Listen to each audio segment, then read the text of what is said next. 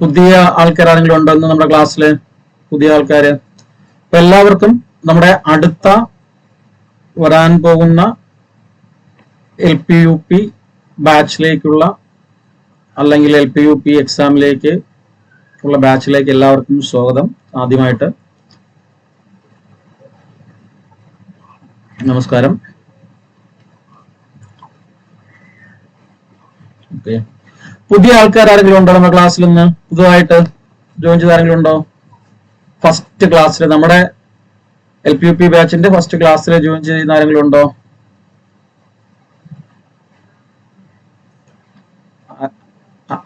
ആരൊക്കെയാണ്?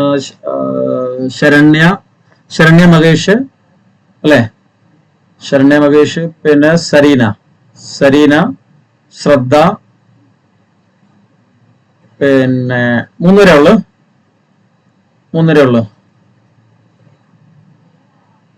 അമിത. അമിത എവിടെയാ? അമിത. അനു ഉണ്ടല്ലേ? അനു ഉണ്ട്. ആരാണ്? അനു ആണോ? അനു. ഓക്കെ. അമിത എവിടെയാ സ്ഥലം? അമിത കോട്ടയം ചിങ്ങവനം. ഓക്കെ. ഫസീല, നീതു. ഓക്കെ, ഇനി മൈക്ക് ഓഫ് ആക്കി വെച്ചോളൂ അല്ലേ? മൈക്ക് ഒന്ന് ഓഫ് ആക്കി വെച്ചോളൂ. നമുക്ക് വഴിയെ നിങ്ങൾ എല്ലാവരെയും പരിചയപ്പെടാം. ഓക്കെ,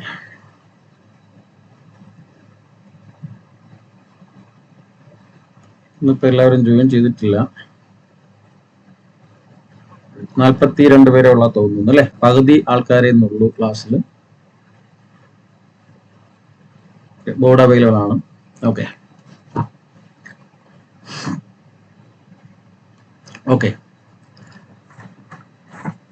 അപ്പൊ നമുക്ക് വരാൻ പോകുന്ന LPUP ബാച്ചിലേക്കുള്ള ക്ലാസ് ആണ്. ഇതില് നമ്മുടെ ഈ ക്ലാസ്സില് ആരെങ്കിലും ഇപ്പോൾ നിലവില് സപ്ലി ലിസ്റ്റിലുള്ള ഒരാളും ഉണ്ടോ? നിലവില് സപ്ലിമെന്ററി ലിസ്റ്റിൽ സജീന നിഷാദ്. പിന്നെന്ത് പറ്റി? വീണ്ടും നല്ല മാർക്കില്ലേ സജീനക്ക്?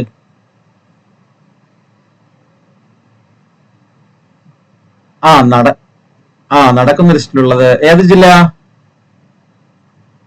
ആലപ്പുഴ. ഇപ്പൊ ആണോ? ഇപ്പോഴത്തെ എക്സാം എഴുതിയില്ലായിരുന്നോ? അറ്റൻഡ് ചെയ്തില്ല. വേറെ ആരെങ്കിലും ഉണ്ടോ സജീന അല്ലാതെ?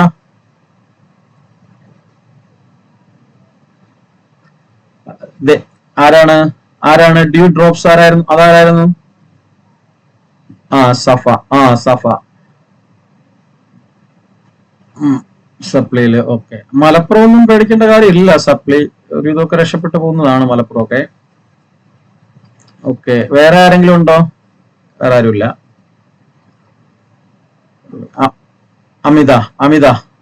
അമിത. Okay. Kottayam supplementary list just ഒന്ന് പറയാൻ പറ്റും. പിന്നെ ഈ സപ്ലിമെന്ററി ലിസ്റ്റില് ഷിനി ഉണ്ടല്ലേ? Okay. Shini. Okay, Thiruvananthapuram. Okay, മനസ്സിലായി. ഓക്കെ. അപ്പൊ ഈ സപ്ലിമെന്ററി ലിസ്റ്റിലുള്ളവരൊക്കെ ഒന്ന് ഓർക്കുക, നിങ്ങൾ നന്നായിട്ട് ഇന്റർവ്യൂവിന് പ്രിപ്പയർ ചെയ്യുക. നമ്മള് സപ്ലിയിൽ ഒത്തിരി ബാക്കിലായിരുന്നു കഴിഞ്ഞാലും ഇന്റർവ്യൂവിന് നല്ല മാർക്ക് ഉണ്ടെങ്കിൽ നമുക്ക് നല്ലൊരു സപ്ലിയിൽ തന്നെ ഏറ്റവും മുകളിലേക്ക് വരാൻ പറ്റും. മിക്കവാറും ഒക്കെ ജോലി കിട്ടുന്ന ലെവലിലേക്ക് നമ്മൾ എത്തുകയും ചെയ്യും, വളരെ റയർ ആയിട്ടുള്ള കാറ്റഗറിയിൽ പെട്ടവരാണെങ്കിൽ. ഓക്കെ, അപ്പൊ നമ്മുടെ ഈ LPUP സംബന്ധിച്ചിടത്തോളം, LPUP എക്സാമിനെ സംബന്ധിച്ചിടത്തോളം കുറെ കാര്യങ്ങൾ നിങ്ങളോട് ആദ്യമേ പറയാനുണ്ട്. നമ്മള് ഒന്നാമത്തെ കാര്യം, നമ്മൾ ഇത്രയും നാള് അല്ലെങ്കിൽ അഡ്മിഷൻ ഇപ്പൊ തുടങ്ങിയിട്ട് ഏകദേശം 1 മാസമായി, 1 മന്തായി, എന്തുകൊണ്ട് ക്ലാസ് സ്റ്റാർട്ട് ചെയ്തിട്ടില്ല എന്നുള്ളത്. അതിനുള്ള മറുപടി എന്ന് പറയുന്നത്, നമുക്കറിയാം നമ്മുടെ അടുത്ത വരാൻ പോകുന്ന LPUP എപ്പോഴാവും എന്നറിയാമോ ആർക്കെങ്കിലും? ഇപ്പൊ നടന്ന LPUP 2023 നോട്ടിഫിക്കേഷൻ വന്നത്. 2024 എന്ത് ചെയ്തു അതിന്റെ എക്സാംസ് ഒക്കെ ലിസ്റ്റ് ഒക്കെ വന്നു. ഇപ്പൊ ലിസ്റ്റ് എല്ലാം വന്നുകൊണ്ടിരിക്കുന്നു. ഇനിയപ്പോ ഇന്റർവ്യൂ നടക്കും. 2025 ഒരു മിഡിലോട് കൂടിയിട്ട് റാങ്ക് ലിസ്റ്റ് എല്ലാം വന്ന് നിയമനം സ്റ്റാർട്ട് ചെയ്യും. അപ്പോഴേക്കും സജനയുടെയൊക്കെ റാങ്ക് ലിസ്റ്റ് എന്ത് ചെയ്യപ്പെടും? നിരാകരിക്കപ്പെടും അല്ലെ? സജന നിഷാദിന് ഇപ്പൊ അതാണ് കൺഫ്യൂഷൻ അല്ലേ? മെയിൻ ലിസ്റ്റ് ഉണ്ടെന്ന് പറഞ്ഞ നിയമം കുറവായിരുന്നു അല്ലേ?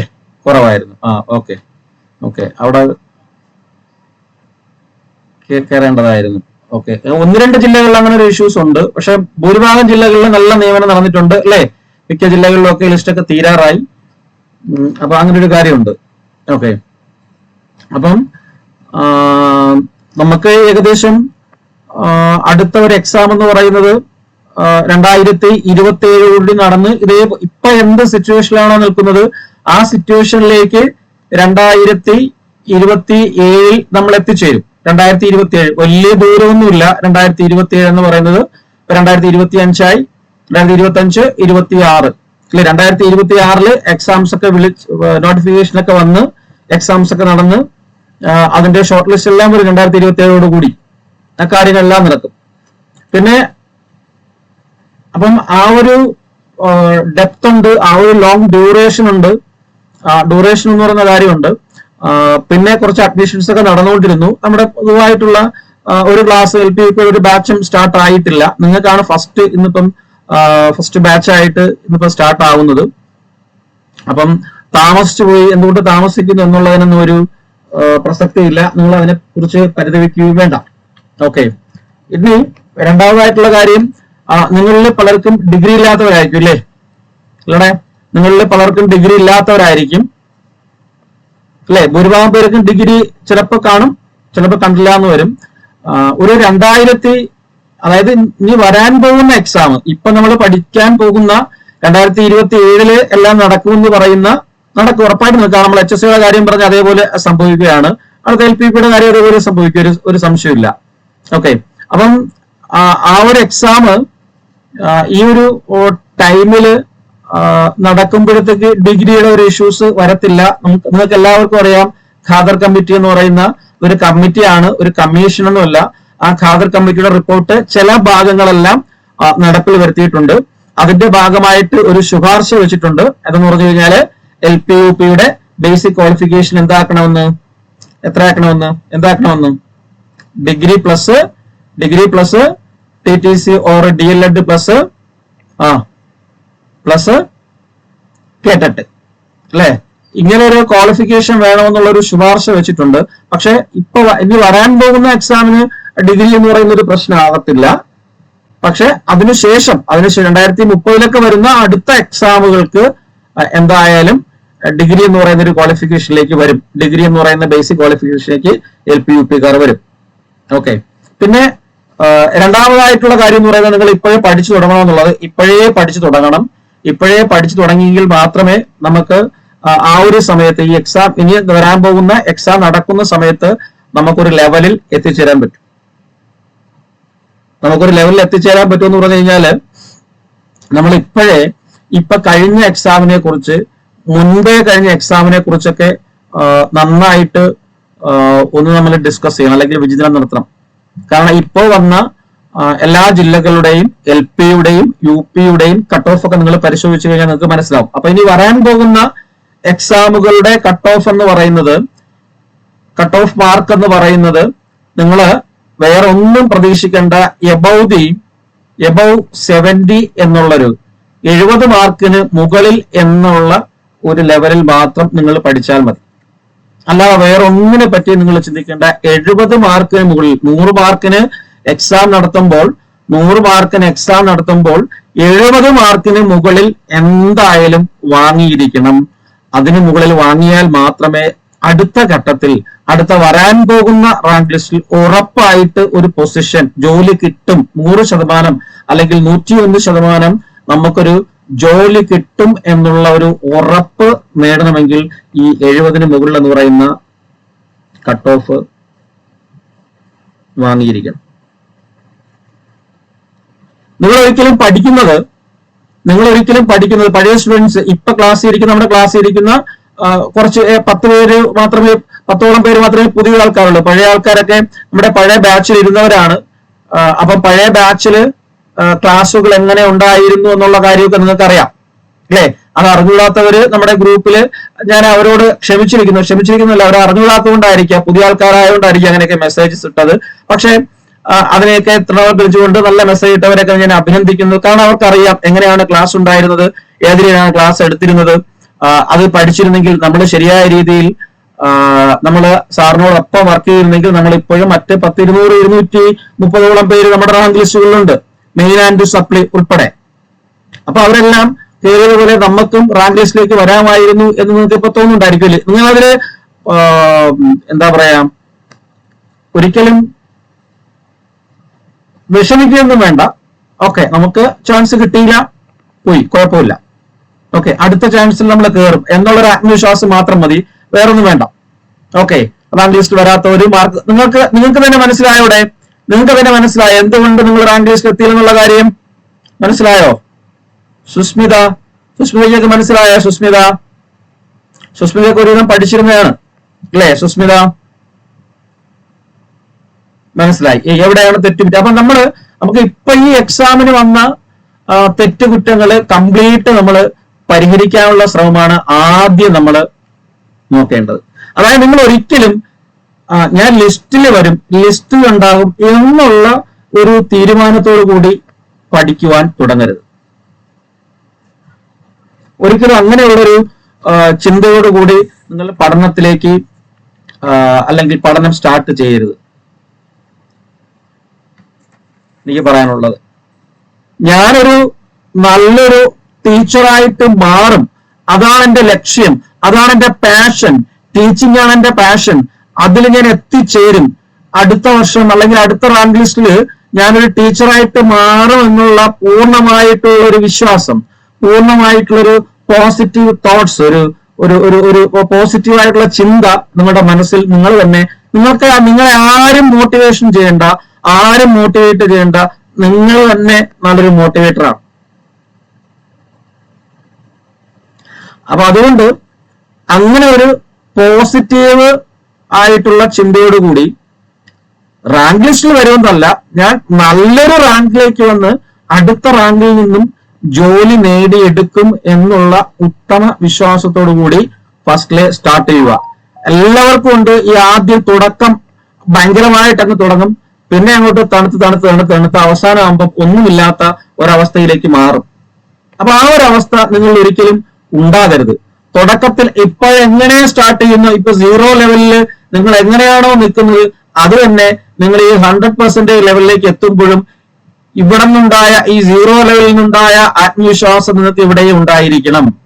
ഏത് ചോദ്യം ചോദിച്ചു കഴിഞ്ഞാലും, എവിടെ നിന്ന് ചോദിച്ചു കഴിഞ്ഞാലും എനിക്ക് എഴുതാൻ പറ്റും, ഞാൻ 70% എബോവ് മാർക്ക് ഞാൻ വാങ്ങിയിരിക്കും എന്നുള്ള ഒരു ആത്മവിശ്വാസം ഉണ്ടാക്കിയെടുക്കാനായിട്ട് നിങ്ങൾക്ക് കഴിയണം. അത് കഴിയണമെങ്കിൽ നിങ്ങൾ വളരെ നന്നായിട്ട് വർക്ക് ചെയ്യണം. നിങ്ങൾ ഭയങ്കരമായിട്ടുള്ള ഭീകരമായിട്ടുള്ള ഇന്റലിജന്റ് ഉള്ള ആളൊന്നുമായിട്ട് മാറണ്ട.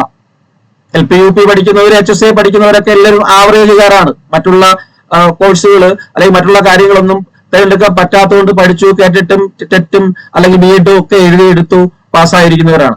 ആവറേജ് ഭയങ്കര ഭീകരമായിട്ടുള്ള അവസ്ഥയുള്ളവരൊന്നുമല്ല, എല്ലാവരും ഒരേ തരത്തിലുള്ളവരാണ്. പിന്നെ അവരില് ആരാണ് ഏറ്റവും കൂടുതൽ ഏറ്റവും നന്നായിട്ട് വർക്ക് ചെയ്യുന്നത്, അവർക്കാണ് ഈ പറയുന്ന റാങ്ക് ലിസ്റ്റുകളിൽ തീർച്ചയായിട്ടും ഇടം നേടാൻ കഴിയുന്നത്. അപ്പൊ അതിനു വേണ്ടിയിട്ട് നിങ്ങൾ ഞാൻ ഈ പറഞ്ഞതുപോലെ ഉണ്ടാക്കിയെടുക്കുന്നത് പോസിറ്റീവായിട്ടുള്ള ഒരു ആറ്റിറ്റ്യൂഡാണ്. എല്ലാത്തിനെയും പോസിറ്റീവായിട്ട് കാണാൻ ആദ്യമായിട്ട് പഠിക്കുക. നിങ്ങളെ തന്നെ ഫസ്റ്റ് വിശ്വസിക്കുക എന്നുള്ളതാണ്. നിങ്ങളെ തന്നെ വിശ്വസിക്കുക, നിങ്ങൾ പഠിപ്പിക്കുന്ന അധ്യാപകരെ വിശ്വസിക്കുക, സ്ഥാപനങ്ങളെ വിശ്വസിക്കുക, നിങ്ങളെ വിശ്വസിക്കുക. അതാണ് വിശ്വാസം എന്ന് പറയുന്നത് ഏറ്റവും ഇമ്പോർട്ടന്റ് ആയിട്ടുള്ള ഒരു കാര്യമാണ്. അപ്പൊ നിങ്ങൾക്ക് ഇപ്പൊ കുറെ സ്കിൽസുകൾ ഉണ്ട്, നിങ്ങൾക്ക് ഇല്ലാത്ത കുറെ സ്കിൽസുകൾ ഉണ്ടായിരിക്കാം. ഇപ്പൊ മാത്സിന് കുറച്ച് പ്രശ്നമുള്ളവര്, ഇംഗ്ലീഷിന് കുറച്ച് പ്രശ്നമുള്ളവര്, മലയാളത്തിന് പ്രശ്നമുള്ളവര്, അല്ലെങ്കിൽ മറ്റുള്ള സബ്ജക്റ്റുകളിൽ പ്രശ്നമുള്ളവര് അപ്പം ആ ഇല്ലാത്ത സ്കിൽസിനെ നിങ്ങൾക്ക് ഉണ്ടാക്കിയെടുക്കുവാനായിട്ട് കഴിയണം ഈ വരും ദിവസങ്ങളിൽ. അങ്ങനെ സ്കിൽസും ട്രിക്സും ടെക്നിക്സും ഒക്കെ അതിനുവേണ്ടി നിങ്ങൾ ചെയ്യേണ്ടതെന്ന് വെച്ചാൽ നിരന്തരമായ പരിശീലനം കൊണ്ട് മാത്രമേ പറയുള്ളൂ, അല്ലെങ്കിൽ പറ്റുള്ളൂ. ആ മൈക്ക് ഒന്ന് ഓഫ് ആക്കി വെച്ചോളൂ. മൈക്ക് ഒന്ന് ഓഫ് ആക്കി വെച്ചോളൂ. ഓക്കെ. അപ്പൊ അതുകൊണ്ട് നിങ്ങൾ ഈ പിന്നെ പറയാനുള്ളത്, നിങ്ങൾ പഠിക്കാൻ തുടങ്ങുമ്പോഴത്തേക്ക് എല്ലാവരുടെയും കൊട്ടിക്കുഴിച്ചുകൊണ്ട് നടക്കാതെ ഞാൻ പഠിക്കാൻ പഠിക്കുന്നു വർക്ക് ചെയ്യാൻ പോകുന്നു എന്ന് ബഹളം ഉണ്ടാക്കി വളരെ സൈലന്റ് ആയിട്ട് വർക്ക് ചെയ്യുക. അതുപോലെ തന്നെ വളരെ വളരെ വളരെ എഫക്റ്റീവ് ആയിട്ടുള്ള അടുത്ത ഇപ്പോഴേ പഠിക്കണമെന്നൊരു തോന്നുന്നുണ്ടെങ്കിൽ അന്ന് പഠിച്ചാൽ പോരെ എന്നൊക്കെ ഒരു ചിന്തകളിലേക്ക് ഇപ്പൊ വരാം. അതൊരിക്കലും വരാൻ പാടില്ല. അടുത്ത 2027 എക്സാം റാങ്ക് ലിസ്റ്റ് വരുമ്പോൾ 70 മാർക്കിന് മുകളിൽ ഞാൻ നേടുമെന്നുള്ള ഉത്തമ വിശ്വാസത്തോടു കൂടിയുള്ള ഒരു സൈലന്റ് ആയിട്ടുള്ള വർക്ക്, വളരെ എഫക്റ്റീവ് ആയിട്ടുള്ള ഒരു വർക്ക്, ഒരു സ്റ്റഡി ഹാബിറ്റ്, ഒരു പഠനശീലം നിങ്ങൾ ഉണ്ടാക്കിയെടുക്കണം. അതുപോലെ തന്നെ ഞാൻ നേരത്തെ പറഞ്ഞ നിങ്ങളെ തന്നെ എന്ത് ചെയ്യുക, എന്നും എപ്പോഴും മോട്ടിവേറ്റ് ചെയ്യുക. കുറച്ച് കാര്യങ്ങളിൽ തറന്നു പോകുമ്പോഴത്തേക്ക് നിങ്ങളെ തന്നെ മോട്ടിവേറ്റ് ചെയ്യുക. നിങ്ങൾക്ക് ചെയ്യാൻ പറ്റുന്ന കാര്യങ്ങളൊക്കെ പലതും എന്ത് ചെയ്യുക, എഴുതി വെക്കുക, അല്ലെങ്കിൽ ചെയ്യേണ്ട കാര്യങ്ങൾ എഴുതി വെക്കുക. നിങ്ങൾ തന്നെ ടൈം മാനേജ്മെന്റ് ചെയ്യുക, നല്ലൊരു ടൈം ടേബിൾ സെറ്റ് ചെയ്യുക. ടൈം ടേബിൾ സെറ്റ് ചെയ്യുക എന്ന് വെച്ച് കഴിഞ്ഞാൽ നിങ്ങൾക്ക് എളുപ്പമുള്ള ഭാഗത്തു നിന്നും തുടങ്ങാം, പാടുള്ള ഭാഗത്തു നിന്നും തുടങ്ങാം, ഏത് രീതിയിൽ നമുക്ക് തുടങ്ങാം. പിന്നെ ഒരു സിസ്റ്റമാറ്റിക് ആയിട്ടുള്ള സ്റ്റഡി നിങ്ങൾ ആരംഭിക്കുക. ഞാൻ നേരത്തെ പറഞ്ഞ പോലെ ഒരു സ്പെസിഫിക് ആയിട്ടുള്ള സ്റ്റഡി ഹാബിറ്റ് ഉണ്ടാക്കിയെടുക്കുക. സിലബസ് ഒക്കെ ഫോട്ടോസ്റ്റാറ്റ് എടുത്ത് പഠിക്കുന്നതിന്റെ ഫ്രണ്ടില് ഒട്ടിച്ചു വെക്കുക, അല്ലെങ്കിൽ ഒരു ബുക്കിൽ അതൊരു ഒരു PDF ഫോമാറ്റിലാക്കി എഴുതി വെക്കുക. എന്നിട്ട് പഠിച്ചു തീർന്നത്, പഠിക്കാനുള്ളത്, റിവിഷൻ ചെയ്യാനുള്ളത് അതിൽ വരച്ച് പെൻസിൽ കൊണ്ട് മാർക്ക് ചെയ്ത് വെക്കുക, പ്രിന്റൊക്കെ എടുത്ത് വെച്ചിട്ട്. അതിനുശേഷം സിലബസിൽ പറഞ്ഞിരിക്കുന്ന സിലബസ് ഓറിയന്റഡ് ആയിട്ട് പഠിച്ചു തുടങ്ങുക. നമുക്ക് തന്നെ നമ്മളെപ്പോഴും ഒരു ടീച്ചറിനെ നിങ്ങളിപ്പോ പലരും സ്കൂളുകളിൽ പഠിപ്പിക്കുന്നവരാണ്. നിങ്ങളെ കുട്ടികളെ ഏത് രീതിയിലാണ് നിങ്ങളെ കുട്ടികളെ ആശ്രയിക്കുന്നത്? നിങ്ങളെ ടീച്ചർ എന്നുള്ള ലെവലിൽ കുട്ടികൾ നിങ്ങൾ എങ്ങനെ കാണുന്നത്?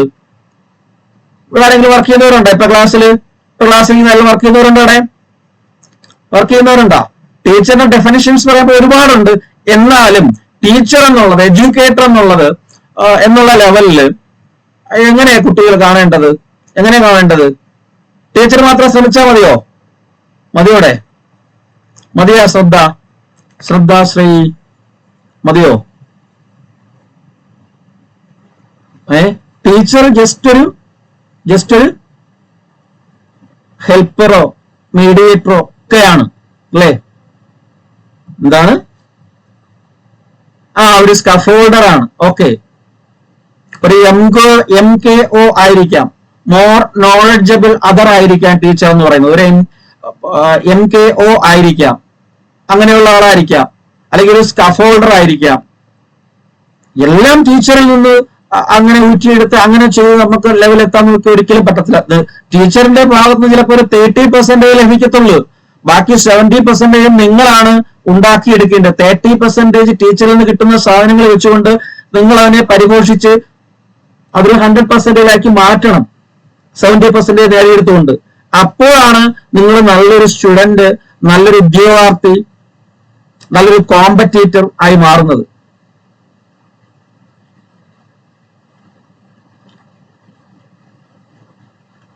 So if you are preparing for competitive examination, different types, അതായത് വ്യത്യസ്ത തരത്തിലുള്ള വ്യത്യസ്ത രീതിയിലുള്ള തടസ്സങ്ങൾ നിങ്ങളിലേക്ക് വരാം അല്ലെ? Be ready for family struggle അല്ലെ?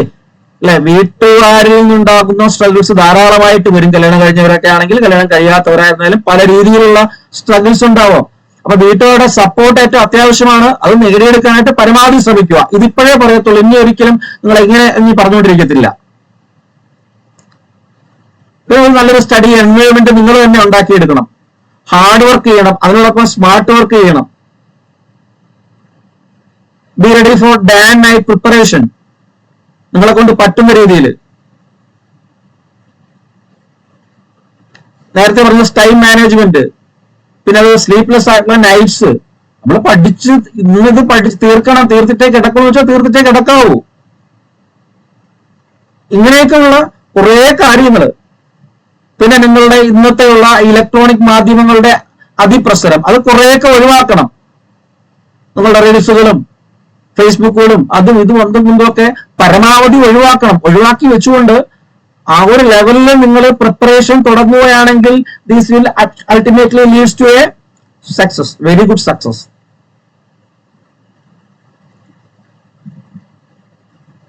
പിന്നെ നിങ്ങൾക്ക് പറ്റാവുന്ന തരത്തിലുള്ള നല്ല ഫ്രണ്ട്സ് ഒക്കെ ഉണ്ടെങ്കിൽ, നല്ല നല്ല കൂട്ടുകാരുണ്ടെങ്കിൽ തങ്ങളിൽ കമ്പൈൻ സ്റ്റഡീസ് എന്ന് പറയുന്ന ഒരു കാര്യം നിങ്ങൾ സ്റ്റാർട്ട് ചെയ്യണം.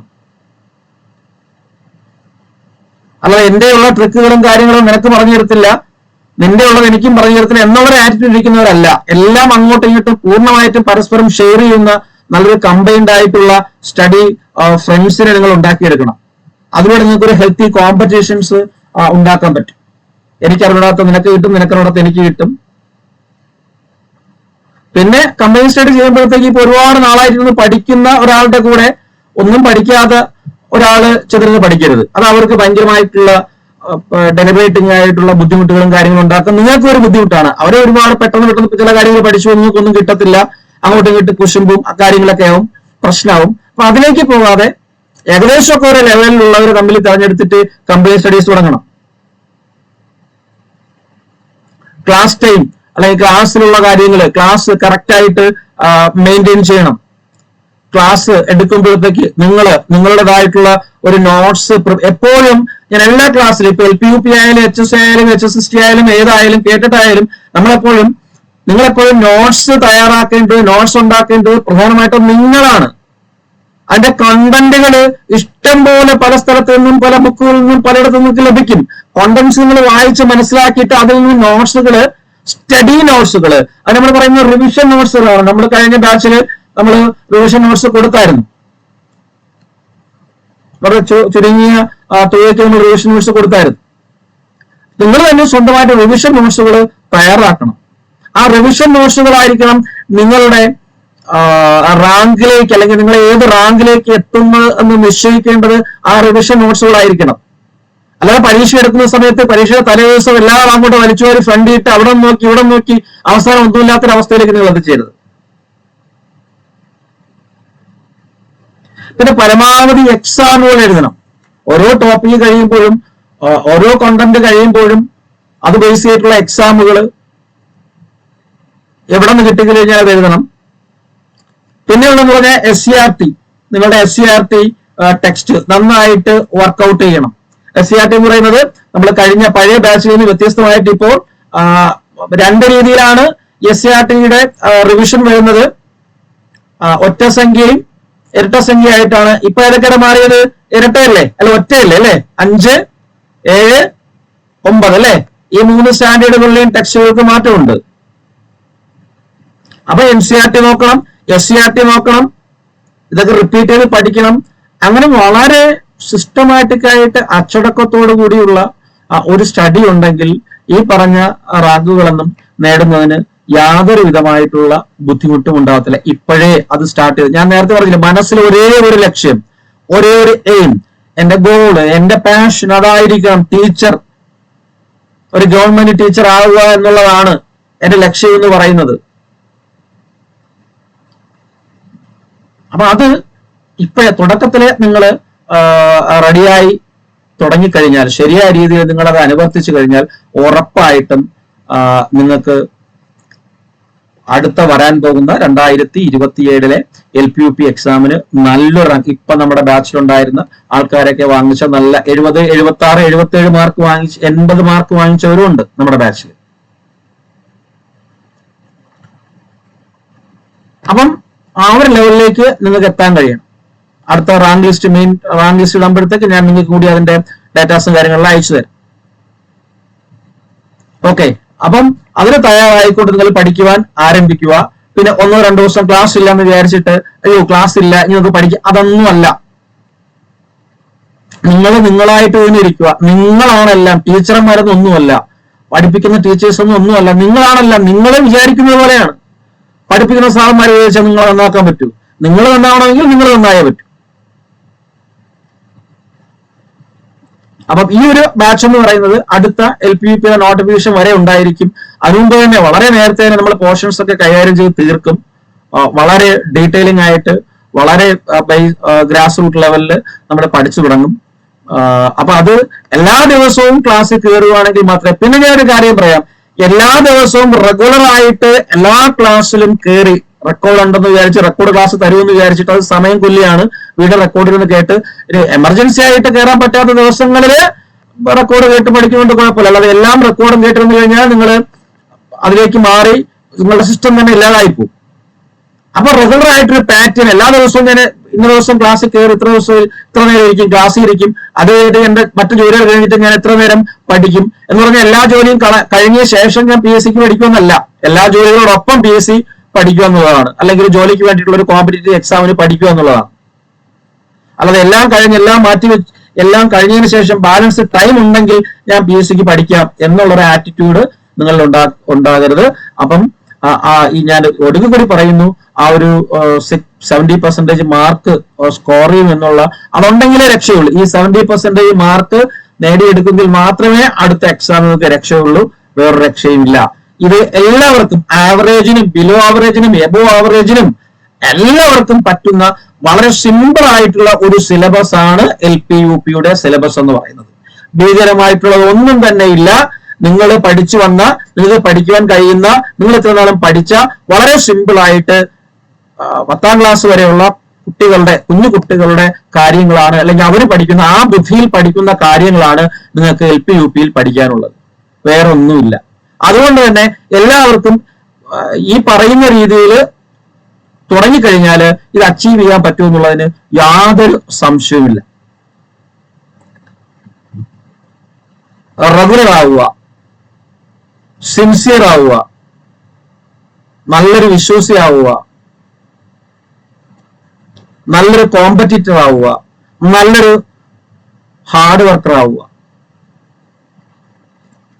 അങ്ങനെയാണെങ്കിൽ നമുക്കിവിടെ ഏതൊരു എക്സാമിനെയും, ഏതൊരു കോമ്പറ്റീറ്റീവ് എക്സാമിനെയും മറികടക്കാൻ പറ്റും. ഈ നിങ്ങൾ കേൾക്കുന്ന പല മോട്ടിവേഷൻ സ്റ്റോറികളോ അല്ലെങ്കിൽ റാങ്ക് കിട്ടിയവരുടെ ചരിത്രമൊക്കെ അവർ പറയും ഞാൻ 6 മാസം കൊണ്ട് വർക്ക് ചെയ്തതാണ്, 3 മാസം കൊണ്ട് വർക്ക് ചെയ്തതാണ്, ഞാൻ 1 മാസം പഠിച്ചതേ ഉള്ളൂ. ഇതൊക്കെ പറയുന്നത് വെറും നുണകൾ മാത്രമാണ്. അങ്ങനെയൊക്കെ കിട്ടുന്നവര് എന്താ പറയാ, നമ്മളൊരു പഴഞ്ചൊല്ലുണ്ടുള്ളത്, ചക്കയിട്ടപ്പോ മുയല്, അങ്ങനെയല്ലേ പറയുന്ന പഴഞ്ചൊല്ല്? ചക്ക വീണപ്പോ മുയല് ചത്തുവന്നോ, അങ്ങനെ പറയുന്ന പഴഞ്ചൊല്ല്? അങ്ങനെയല്ലേ? അങ്ങനെയാണോ?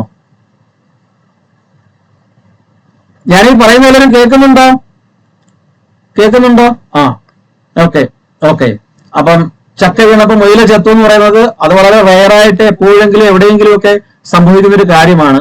അല്ലാതെ ഈ റാങ്ക് വായിക്കുന്നവരും 1ാം റാങ്ക് വായിക്കുന്നവരും 10ാം റാങ്ക് വായിക്കുന്നവരൊക്കെ വളരെ സ്ട്രെയിൻ ചെയ്ത് അവരെ എല്ലാം നീരാക്കി ഇരുന്ന് പഠിച്ചവരാണ് അവരെല്ലാവരും. അതിൽ യാതൊരു സംശയമില്ല. അല്ലാതെ പഠിച്ചു കഴിഞ്ഞാൽ കിട്ടുന്ന ഒന്നല്ല ഇക്കാലത്ത് ഈ PSC എന്ന് പറയുന്ന എക്സാം. ക്വസ്റ്റ്യൻ പാറ്റേണുകളും ചോദിക്കുന്ന രീതികളും ടെക്നിക്സുകളും ടെക്നോളജികളും എല്ലാം മാറി. അതുകൊണ്ട് തന്നെ പണ്ടൊക്കെ എങ്ങനെ നടക്കുമായിരുന്നു, പരീക്ഷയ്ക്ക് മുമ്പ് 1 മാസം മുമ്പ് ഏതെങ്കിലും ഒരു ഇൻസ്റ്റിറ്റ്യൂട്ടിന്റെ ഒരു റാങ്ക് ഫയൽ വായിച്ചുകൊണ്ട് അകത്ത് കയറുന്ന കഥ അടച്ചിരുന്ന് വായിച്ചു കഴിഞ്ഞാൽ അത് മാത്രമേ ചോദിക്കൂ എന്നുള്ള ഒരു സിസ്റ്റം ഉണ്ടായിരുന്നു പണ്ട്. ഇപ്പൊ അതൊക്കെ മാറി, ഒരുപാട് വർഷങ്ങളായിട്ട് അതെല്ലാം മാറി, ട്രെൻഡ്സ് എല്ലാം മാറി. നിങ്ങൾ എത്രത്തോളം ഹാർഡ് വർക്ക് ചെയ്യുന്നു, അതിനോടൊപ്പം സ്മാർട്ട് വർക്കും കൂടെ ചെയ്യുന്നു എന്നതിനനുസരിച്ചിരിക്കും നിങ്ങളുടെ വരാൻ പോകുന്ന വർഷങ്ങളിലെ എക്സാം എന്ന് പറയുന്നത്. അതുകൊണ്ട് ഞാൻ ഒരിക്കൽ കൂടി പറയുന്നു, ആർക്കും അപ്രാപ്യമായിട്ടുള്ള ഒന്നല്ല ഈ LPUP അല്ലെങ്കിൽ ടീച്ചേഴ്സ് ലെവൽ ഓഫ് എക്സാംസ് എന്ന് പറയുന്നത്. നിങ്ങൾ നന്നായിട്ടൊന്ന് വർക്ക് ചെയ്താൽ മാത്രം മതി കേട്ടോ. ഓക്കെയാണോ? ഓക്കെയോടെ അതിനു വേണ്ടിയിട്ട് പിന്നെ മാരീഡ് ആയിട്ടുള്ള ആൾക്കാരൊക്കെ പ്രധാനമായിട്ടും വീട്ടുകാരുടെ സപ്പോർട്ടൊക്കെ പൂർണ്ണമായിട്ട് നേടിയെടുക്കണം പഠിക്കണമെങ്കിൽ, അങ്ങനെയൊക്കെ പഠിക്കണമെങ്കിൽ. അല്ല രാവിലെ ഭീകരമായിട്ടുള്ള അക്രമം ഉണ്ടായിക്കൊണ്ട് വൈകിട്ട് പഠിക്കാൻ പറ്റത്തില്ല. ചിലർക്ക് അങ്ങനെയൊക്കെ ഒരു വീട്ടു പ്രശ്നങ്ങളൊക്കെ ഉണ്ടാക്കാൻ ചിലപ്പോൾ 1 ആഴ്ച 2 ആഴ്ച പോയി കിട്ടും. അപ്പൊ അതൊന്നും വരാതെ വളരെ കൂളായിട്ട് നല്ലൊരു സ്റ്റഡി ഹാബിറ്റും ഒരു സ്റ്റഡി എൻവയോൺമെന്റ് ഒക്കെ ഉണ്ടാക്കിയെടുത്ത് പഠിക്കാനായിട്ട് ആരംഭിക്കുക. അപ്പൊ ഇന്ന് നമ്മള് ഇവിടെ ക്ലാസ് സ്റ്റാർട്ട് എന്നുള്ള ലെവലില് അല്ലെങ്കിൽ സ്റ്റാർട്ടിങ് എന്നുള്ള ലെവലില് ജസ്റ്റ് ഒരു കുഞ്ഞു കാര്യം നമുക്ക് ആരംഭിച്ചുകൊണ്ട് പഠനം നമുക്ക് ആരംഭിക്കാം. അപ്പൊ അതില് നമ്മുടെ ഏതൊരു കോമ്പറ്റീറ്റീവ് എക്സാമിലും, അതായത് PSCയുടെ ഏതൊരു കോമ്പറ്റീറ്റീവ് എക്സാമിലും പ്രധാനമായിട്ടും വരുന്ന ഒരു പാർട്സ് ആണ് എന്ന് പറയുന്നത്. നിങ്ങൾക്കറിയാം, പലർക്കും മാർക്ക് കിട്ടാത്തതും അല്ലെ, കടുപ്പമായിട്ട് വരുന്നതും ടെൻഷൻ അടിപ്പിക്കുന്നതും അല്ലെ, സിമ്പിൾ ആണെങ്കിൽ തെറ്റിക്കുന്നതുമായിട്ടുള്ള ഒരു ഏരിയ ആണ് എന്ന് പറയുന്നത്. ഏത് പാർട്സ് എന്ന് പറയുന്നത്? ഇവിടെ ഏത് പാർട്സ് എന്ന് പറയുന്നത്? മാത്സ് എന്ന് പറയുന്നത് അല്ലെ, കണക്കെന്ന് പറയുന്ന കാര്യം അല്ലെ. ഇതില് മാത്സ് ഈ ബാച്ചില് ഞാൻ ഓരോരുത്തരായിട്ട് പരിചയപ്പെടുന്നുണ്ട്. സമയം വരുന്ന ദിവസങ്ങളിൽ നമുക്ക് പരിചയപ്പെടാം. അപ്പൊ ഇതില് ഇപ്പൊ ഇരിക്കുന്ന 46 പേരില് ഈ മാത്സ് അറിയാവുന്ന, അല്ലെങ്കിൽ എനിക്ക് മാത്സ് വേണ്ട, എനിക്ക് ഈ കാര്യം അറിയാം, അല്ലെങ്കിൽ മാത്സിന്റെ ആവശ്യമില്ല എന്നുള്ള ആരെങ്കിലും ഉണ്ടോ? അങ്ങനെ ഉള്ളവർക്ക് ക്ലാസ് ഇരിക്കണമെന്നില്ല. ആ സമയത്ത് വേറെ നോക്കാം. മാത്സ് പഠിപ്പിക്കുമ്പോൾ എനിക്കിതറിയാം, എനിക്ക് മാത്സ് അറിയാം, മാത്സിന് 10 ചോദ്യം ചോദിച്ചാൽ 10 ഞാൻ എഴുതും, 20 ചോദിച്ചാൽ 20 ഞാൻ ചെയ്യും, മാത്സിൽ ഞാൻ പുലിയാണ്, PSC മാത്സ് എന്ന് പറയുന്നത് എനിക്കൊരു പ്രശ്നമേ അല്ല എന്നുള്ളൊരു മാത്സ് ക്ലാസ് വരുമ്പോൾ കയറണമെന്നില്ല. ആ സമയം നിങ്ങൾക്ക് ആ 2 മണിക്കൂർ നിങ്ങൾക്ക് വേറെ പഠനത്തിന് ഉപയോഗപ്പെടുത്താം. അങ്ങനെയുള്ളവർ ആരെങ്കിലും ഉണ്ടെങ്കിൽ, അത്രയും കോൺഫിഡൻസ് ലെവലിലുള്ളവരുണ്ടെങ്കിൽ കേട്ടോ, അതിനൊന്നും പ്രശ്നമല്ല. അത് ഏത് സബ്ജക്റ്റ് ആയി കഴിഞ്ഞാലും, എത്ര സമയം കിട്ടിക്കഴിഞ്ഞാലും നമുക്ക് കിട്ടാവുന്ന സമയം നമ്മൾ ഒരു ദിവസം ഇത്ര മണിക്കൂർ പഠിക്കണം, ഇത്ര മണിക്കൂർ ഇത്ര വിഷയം, അങ്ങനെയൊന്നുമില്ല. കിട്ടാവുന്ന സമയം നമ്മൾ ഇതിനു വേണ്ടി ചെലവഴിക്കണം. അതായത് എന്റെ ആത്യന്തികമായ ലക്ഷ്യം അടുത്ത LPUP ആണ്, അത് ഞാൻ നേടിയിരിക്കും എന്നുള്ള ഒരു ഉത്തമ ആത്മവിശ്വാസത്തോടു കൂടി പഠിക്കാൻ ആരംഭിക്കണം. ഇതിലെല്ലാവരും മാത്സ് സൂപ്പറാണോ? ഇപ്പൊ നമ്മുടെ ക്ലാസ്സിലുള്ളവരില് 90 പേര് നമ്മുടെ ക്ലാസ്സിലുണ്ട്. ഇന്ന് 46 പേരെ കയറിയിട്ടുള്ളു. ഓക്കെ, മാത്സ് 2 പേരെ, ഫസീല KP, നിച്ചു ഹാദി എന്നാണോ? നിച്ചുവിന്റെ പേര് അങ്ങനെയാണോ? ശ്രദ്ധ, നിച്ചു ഹാദി എന്ന് പറയുന്നത് ആരാണത്? ആരാണ് നിച്ചു? അങ്ങനെയാണോ പേര്? നിച്ചുവിന്റെ പേര് എങ്ങനെയാണോ? നെയിം എങ്ങനെയാണോ? നിച്ചുവിന്റെ പേരെന്തോന്ന് പറഞ്ഞേ? നിച്ചുവിന്റെ പേരെന്തേ?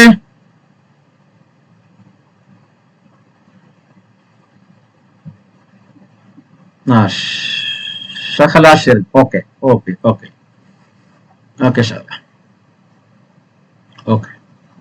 അപ്പൊ നമുക്ക് പിന്നെ മാത്സ് നിങ്ങൾക്ക് എല്ലാവർക്കും അറിയാം, പഴയ കുട്ടികൾക്ക് അറിയാം നമ്മൾ പഠിച്ചിരുന്നത് എങ്ങനെയാണെന്നും എങ്ങനെയാണ് പഠിച്ചതെന്നും പൂർണ്ണമായിട്ടും ക്ലാസ്സിലുള്ളവർക്ക് അറിയാം.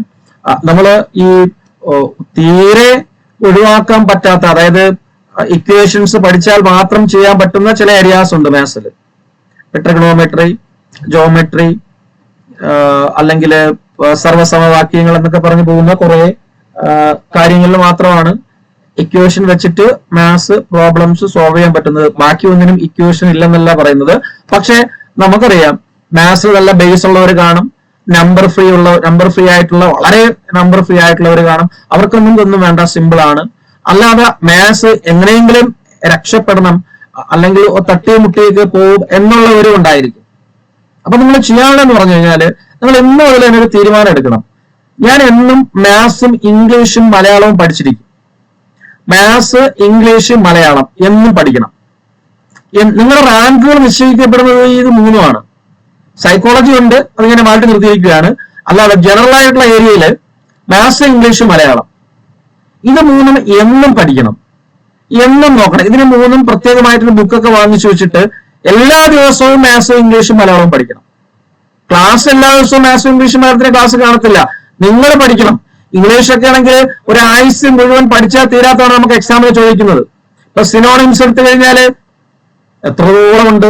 ഒരു ദിവസം ഒരു വാക്ക് വെച്ച് പഠിച്ചാൽ നിങ്ങൾ ഇനി ഒരു വർഷം കിട്ടിക്കഴിഞ്ഞാൽ ഒരു ദിവസം ഒരു സിനോണിംസ്, ഒരു അനോണിംസ്, ഒരു MA സബ്സ്റ്റിറ്റ്യൂഷൻ, ഇതൊക്കെ പഠിച്ചു കഴിഞ്ഞാൽ 365 ദിവസം ഉണ്ടെങ്കിൽ 365 പഠിക്കുക. അത്രയും വേണ്ട PSC എക്സാമിന്, അത്രയും വേണ്ട, 365 വേണ്ട. 10-200 പഠിച്ചാൽ തന്നെ നമുക്ക് PSC ചോദിക്കുന്ന എല്ലാം കിട്ടും അവിടെ നിന്ന്. അപ്പൊ അങ്ങനെ നിങ്ങൾക്ക് പഠിക്കുവാൻ കഴിയണം. എല്ലാ ദിവസവും പഠിക്കണം മാത്സും ഇംഗ്ലീഷും മലയാളം. ഓക്കെ, അപ്പൊ നമ്മുടെ മാത്സ് എന്ന് പറയുന്നത് വളരെ തറ മാത്സാണ്. മാത്സ് എടുക്കുന്നത് വളരെ തറയായിട്ടാണ് മാത്സ് എടുക്കുന്നത്. ഒരു ഇക്വേഷൻസും ഇല്ല, ഒന്നും ഒരു പിണ്ണാക്കും അറിവിടാത്തവൻ, മലയാളം വായിക്കാൻ മാത്രം അറിയാവുന്ന ഒരാൾക്ക് മാത്സ് എങ്ങനെ ചെയ്യാം എന്നുള്ളതാണ് നമ്മൾ നോക്കുന്നത്, വളരെ സിമ്പിൾ ആയിട്ട്. അപ്പൊ അതിനു വേണ്ടിയിട്ട് നിങ്ങൾ ആദ്യം നിങ്ങൾക്ക് വേണ്ടത് അത് അറിഞ്ഞുകൂടെങ്കിൽ ക്ലാസ്സിൽ പറയാൻ വയ്യെങ്കിൽ, ഞാൻ കഴിഞ്ഞ LP-UPക്കും പറഞ്ഞ ഒരുപാട് പേര് പറഞ്ഞിട്ടുണ്ട്, നമ്മൾ അതിന് സെപ്പറേറ്റ് ക്ലാസ് എടുത്തിട്ടുണ്ട്. ഇനി ഒന്നും കൂടി പറയുകയാണ്, നിങ്ങളുടെ അടിസ്ഥാനപരമായിട്ടുള്ള ക്രിയകൾ, അതായത് കൂട്ടുക, കുറയ്ക്കുക, ഗുണിക്കുക, ഹരിക്കുക, അഡിഷൻ, സബ്ട്രാക്ഷൻ, ഡിവിഷൻ, മൾട്ടിപ്ലിക്കേഷൻ, ഇതിന്റെ ബേസിക്സ് അറിഞ്ഞുകൂടാത്തവരായിട്ട് ആരെങ്കിലും ഉണ്ടെങ്കിൽ എന്നോട് പറയണം, പേഴ്സണൽ ആയിട്ട് പറയണം. അതിന്റെ ക്ലാസ് സെപ്പറേറ്റ് ആയിട്ട് എടുത്തു വരും, കേട്ടല്ലോ. അത് അറിഞ്ഞുകൂടെങ്കിൽ അത് പറയണം. പിന്നെ നിങ്ങൾ അറ്റ്ലീസ്റ്റ് ഏകദേശം 1 മുതൽ 15 വരെയുള്ളതിന്റെ മൾട്ടിപ്ലിക്കേഷൻ ടേബിൾ എഞ്ചുപടി നന്നായിട്ട് പഠിക്കണം. എഞ്ചുപടി എന്ന് പറയുന്ന മൾട്ടിപ്ലിക്കേഷൻ ടേബിൾ. അതുപോലെ തന്നെ ഞാൻ പറഞ്ഞിട്ടുണ്ട് 1 മുതൽ 30 വരെയുള്ള സ്ക്വയറുകളും 1 മുതൽ 30 വരെയുള്ള ക്യൂബുകളും നിങ്ങൾ നന്നായിട്ട് പഠിക്കണം. കാണാപ്പാഠം പഠിക്കണം. വേറെ കുറെ ഉണ്ട് പഠിക്കാനായിട്ട്, കാണാതെ പഠിക്കാൻ മാത്സില്. ഈ സ്ക്വയറും ക്യൂബ് എന്നൊക്കെ പറഞ്ഞാൽ മനസ്സിലായോ? മനസ്സിലായോ? 5ന്റെ സ്ക്വയർ എത്രയാ ഷഹല? 5ന്റെ സ്ക്വയർ എത്രയാ ഷഹല? ഷഹല ലച്ചു പറഞ്ഞേ, 5ന്റെ സ്ക്വയർ എത്ര?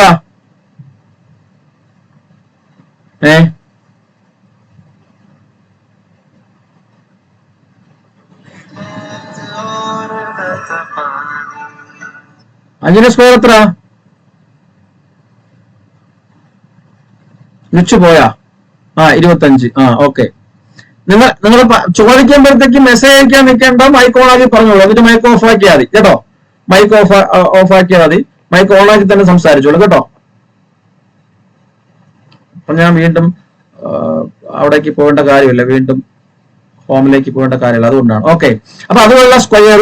5ന്റെ ക്യൂബ് എത്രയാ? 5ന്റെ ക്യൂബ് എത്രയാ? മൈക്ക് ഓൺ ആക്കി പറഞ്ഞോ, മൈക്ക് ഓൺ ആക്കി തന്നെ പറഞ്ഞോ. 5ന്റെ ക്യൂബ് എത്രയാ?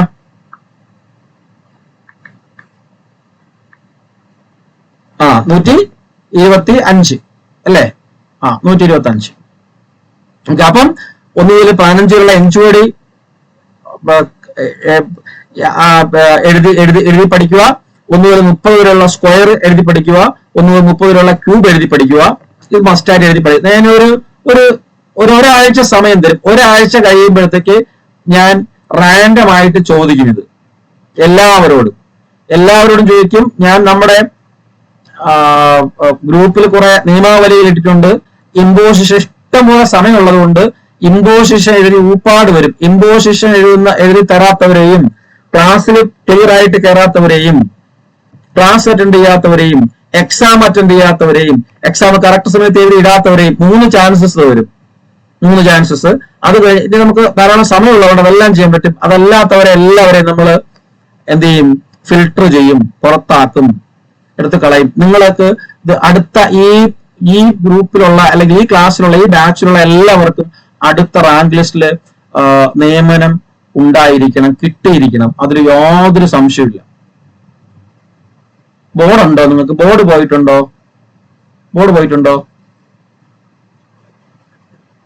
ഇല്ല. ഓക്കെ, നിയമനം കിട്ടിയിരിക്കണം. അപ്പൊ നിയമനം കിട്ടിയേ പറ്റൂ, എനിക്ക് ജോലി കിട്ടിയേ പറ്റൂ എന്നുള്ളത് മാത്രം അങ്ങനെയുള്ള ഒരു ആറ്റിറ്റ്യൂഡ് ഉണ്ടെങ്കിൽ മാത്രമേ കിട്ടത്തുള്ളൂ.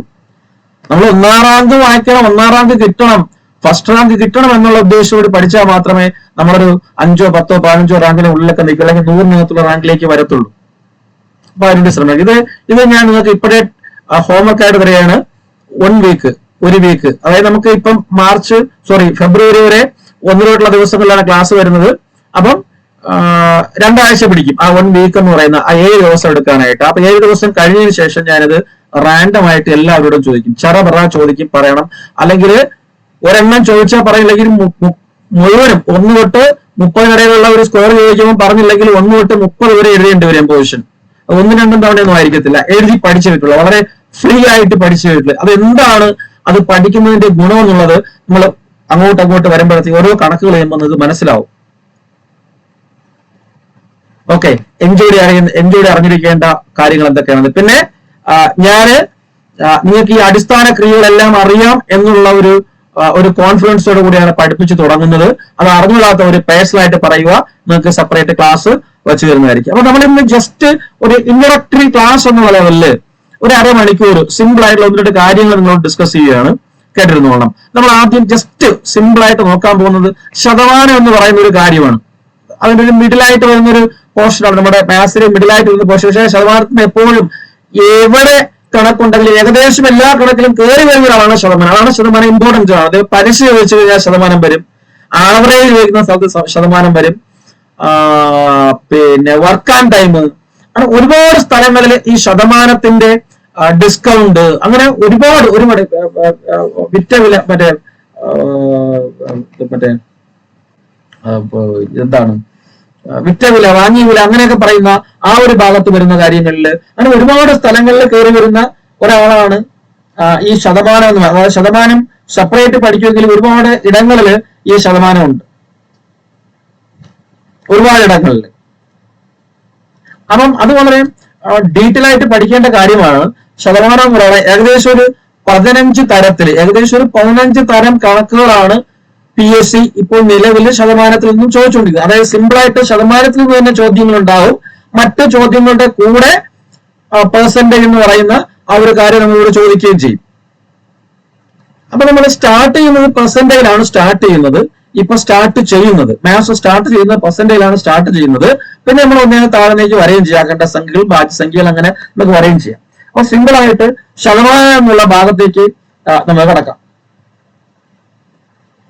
അപ്പൊ ശതമാനത്തിന്റെ ബേസിക്സ് ആയിട്ട് ഒരുപാട് കാര്യങ്ങളുണ്ട്, അതിൽ ഒരുപാട് ഇക്വേഷൻസ് ഉണ്ട്.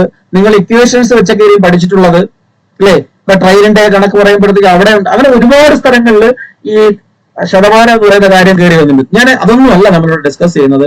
സിമ്പിൾ ആയിട്ട് നിങ്ങൾ എന്താണ് ശതമാനത്തെ മനസ്സിലാക്കിയിരിക്കുന്നതാണെന്ന് നോക്കാം. അതായത് ഒരു സംഖ്യയുടെ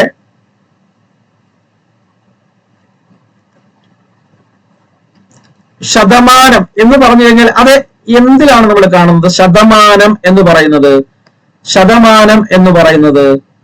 എന്താണ്? ശതമാനം എന്ന് പറഞ്ഞാൽ എത്രയുണ്ട് ശതമാനം എന്ന് പറയുന്നത്? 100. ഒരു സംഖ്യയുടെ 100 ഭാഗം അല്ലേ?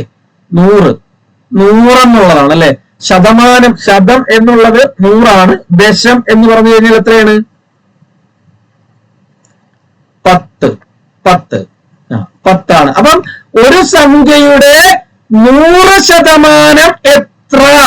ഒരു സംഖ്യയുടെ 100% എത്ര എന്ന് ചോദിച്ചു കഴിഞ്ഞാൽ അതിന്റെ അർത്ഥം എന്താ?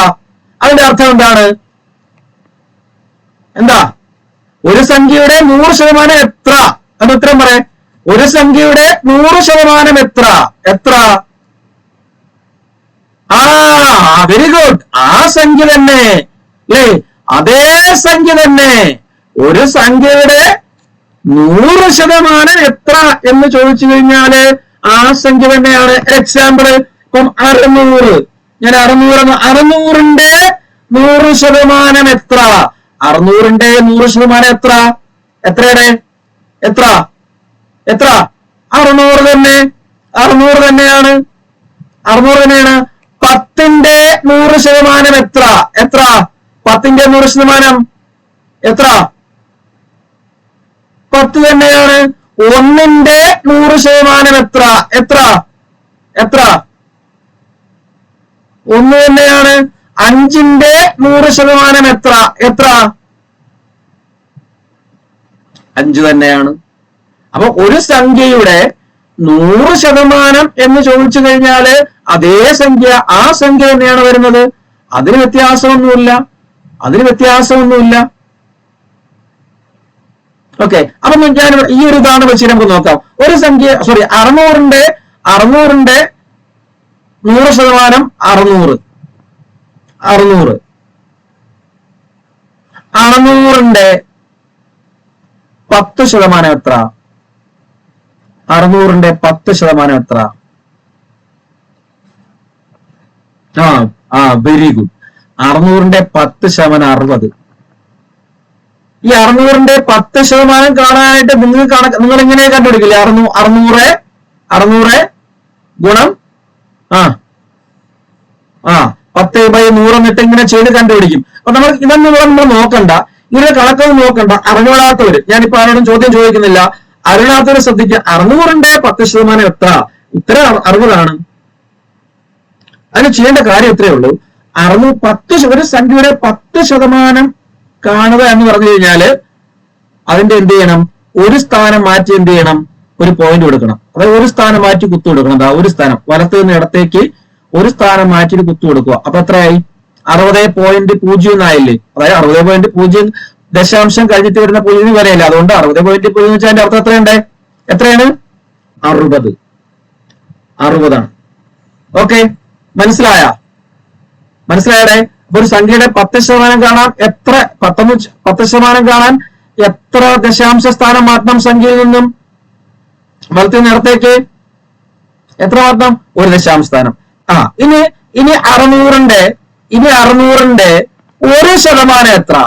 600ന്റെ 1% എത്ര? 1% എത്ര? അത് തന്നെയാണ്.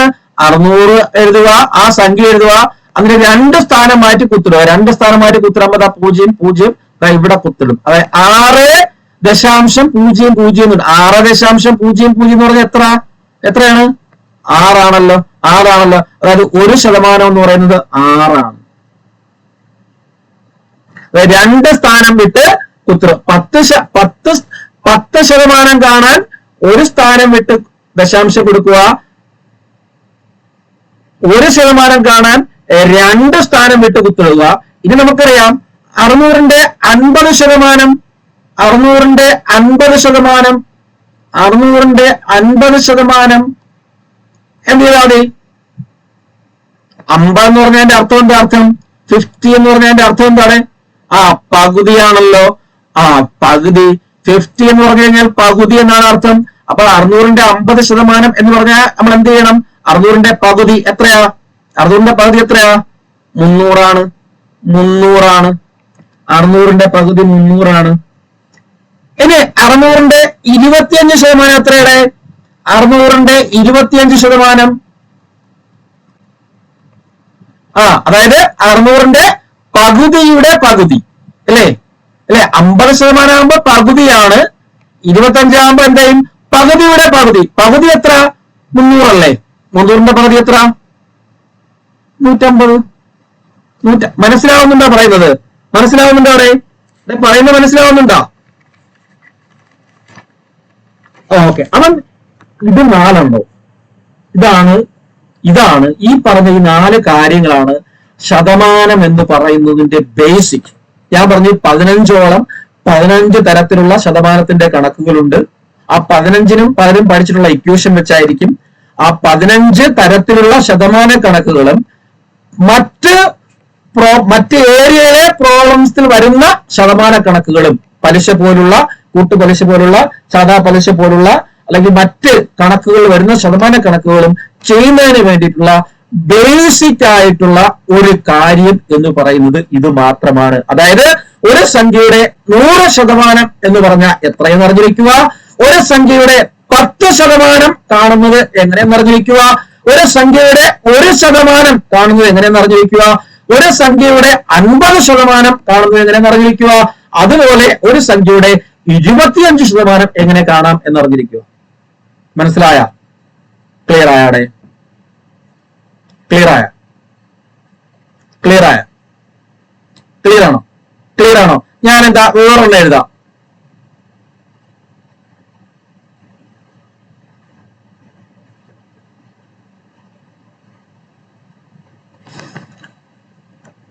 നിങ്ങൾ തന്നെ പറഞ്ഞ സംഖ്യ 800ന്റെ 10% പറയൂ. 80. ഒരു സ്ഥാനം മാറ്റി കുത്തു കൊടുക്കണം 800ന്റെ അല്ലെ? അപ്പൊ 80 ആവും. 800ന്റെ 1% എത്ര? 8. 2 സ്ഥാനം മാറ്റി കുത്തു, അപ്പം 2 സ്ഥാനം മാറ്റുമ്പോഴത്തേക്ക് 8 ആവും. 800ന്റെ 50% എത്ര? അതിന്റെ പകുതി 400. 800ന്റെ 25% എത്ര? പകുതിയുടെ പകുതി 400ന്റെ പകുതി 200. വളരെ സിമ്പിൾ അല്ലേ?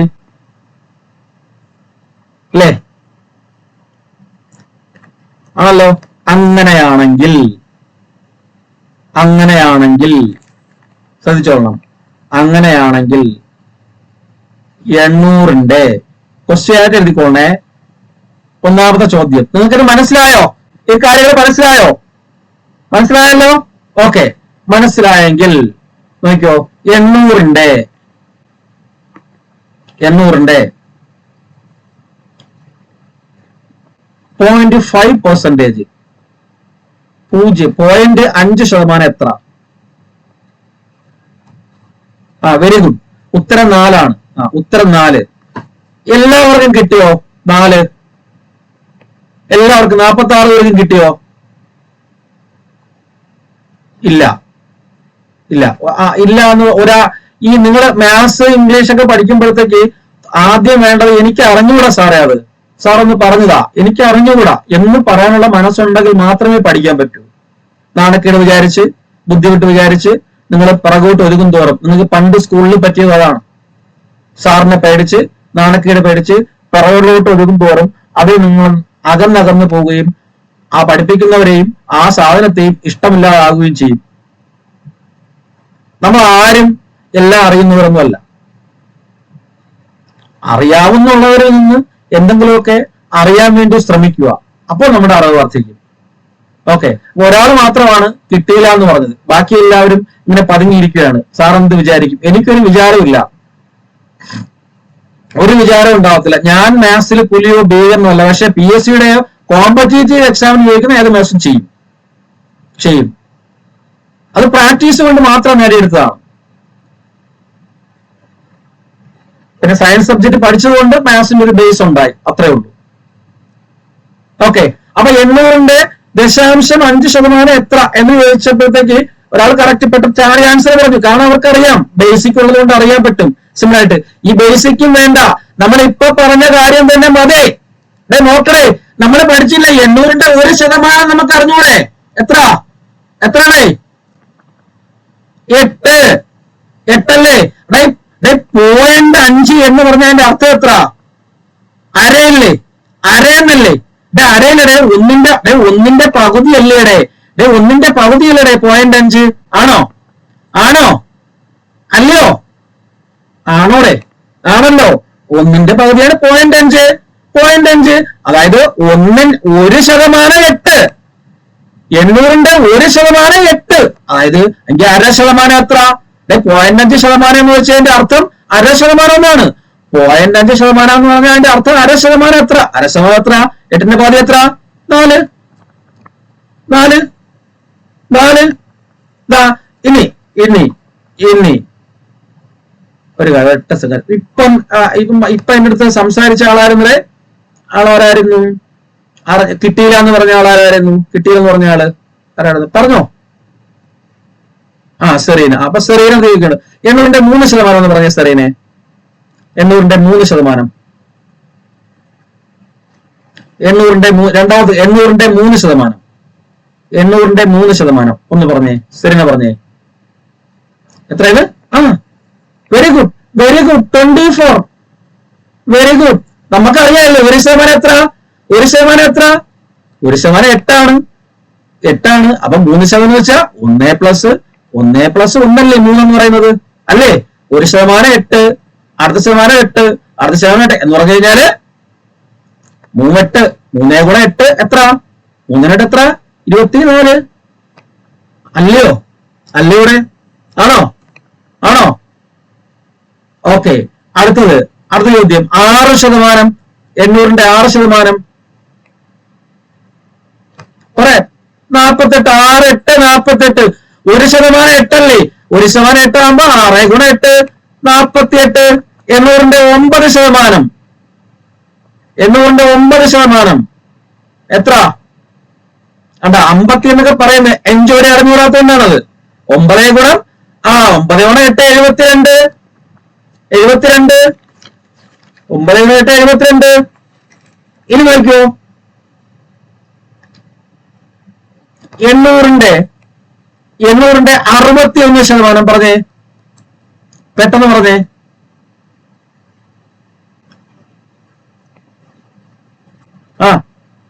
എത്ര?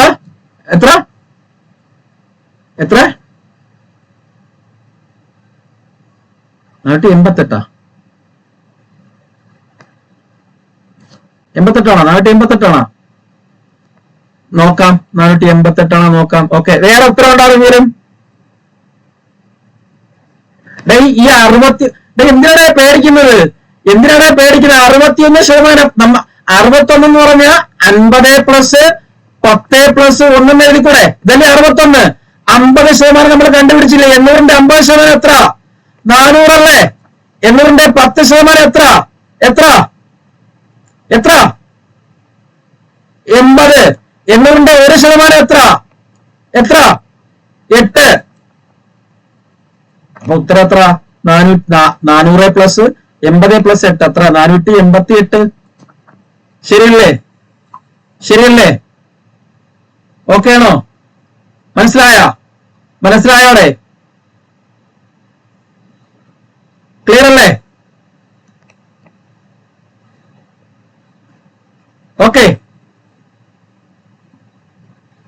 ഓക്കെ ആണോ? ഓക്കെയാണ്. ഓക്കെ, 22%. പെട്ടെന്ന് വിളിച്ചേ.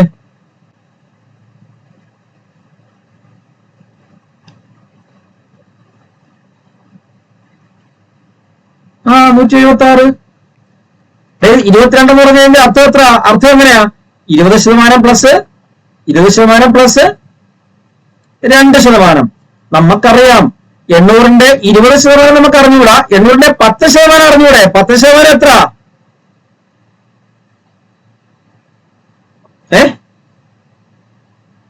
80. 10% 80. അപ്പൊ 20% എത്ര? 10% 80. വീണ്ടും ഒരു 10% ആകുമ്പോഴാണല്ലോ 20 ആവുന്നത്. 10ഉം 10 ആണല്ലോ 20. 160 പ്ലസ് അത് 1% നമുക്കറിയാം എത്രയാണ്? 1% 8 അല്ലേ? 2% എത്ര? 16. അപ്പൊ 160ഉം 16ഉം 176. അതായത് ഇങ്ങനെ ചോദ്യം ചോദിക്കുമ്പോഴത്തെ ഇങ്ങനെ ചിന്തിക്കാനുള്ള ശേഷി നമുക്ക് ഉണ്ടാവണം. ഇനി പെട്ടെന്ന് പറഞ്ഞേ 18%. 800ന്റെ 18%.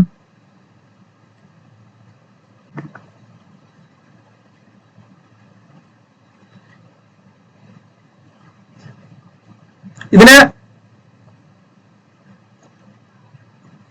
ഉത്തരം 140. അത്രയും സമയം വേണ്ട, വിത്തിൻ സെക്കൻഡ് മതി. പക്ഷെ അങ്ങനെ ഒരു ചിന്ത നമ്മുടെ മനസ്സിലേക്ക് വരണമെങ്കിൽ ഞാൻ ഈ പറഞ്ഞതുപോലെ നിമിഷങ്ങൾക്കുള്ളിൽ പേനയും പെൻസിലും ഇല്ലാതെ ആൻസറിലേക്ക് എത്താനുള്ള ചിന്ത ഉണ്ടെങ്കിൽ നമ്പർ ഫ്രീ ആവണം. അതായത് 18. നമ്മളിവിടെ മുകളിലോട്ട് നോക്കി, മുകളിൽ 22 എന്ന് പറഞ്ഞപ്പോ 20 പ്ലസ് 2 എന്ന് എഴുതി. 18 നമുക്ക് എങ്ങനെ എഴുതാം? തിരിച്ചെഴുതിക്കൂടെ? 20 മൈനസ് 2. 20 മൈനസ് 2 അല്ലേ 18? അല്ലയോടെ? 20 അല്ലേ? 20% 160. 160 മൈനസ് 2. 2 വെച്ചാൽ 2% 16 160 മൈനസ് 16 144. കിട്ടിയാ? മനസ്സിലായോടെ? ഓക്കെ ആണോ? പറഞ്ഞ കാര്യം മനസ്സിലായി? ഞാൻ വേറെ കണക്കെടുക്കാം. 550 കണ്ടുപിടിക്കാനുള്ളത് 10%, 1%, 20%, 11%. പെട്ടെന്ന് പറഞ്ഞേ.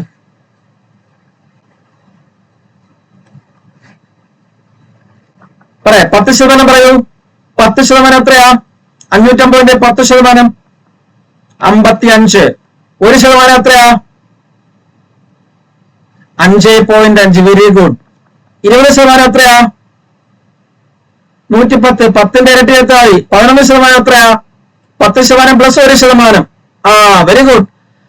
അപ്പം അതിന്റെ അർത്ഥം ദശാംശ സംഖ്യകള് കൂട്ടാനും കൂടി അറിഞ്ഞിരിക്കണം അല്ലേ?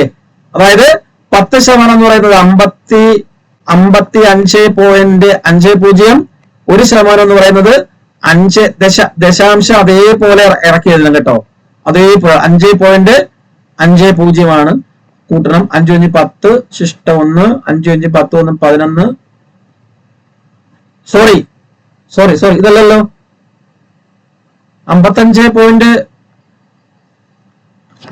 അല്ലല്ല 55 അല്ലേ? 55 10% എന്ന് പറയുന്നത്.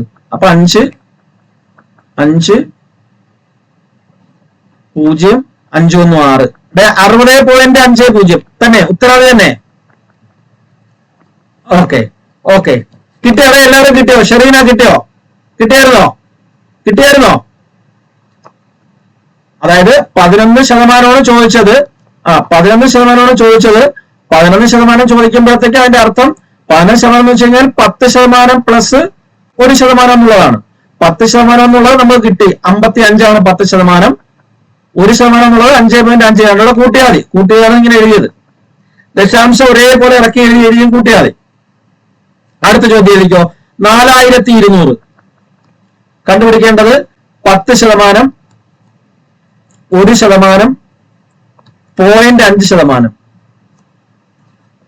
ആദ്യം 3 കണ്ടുപിടി. 10% പറഞ്ഞേ. 10% എത്രയാ? 420. ഓക്കെ.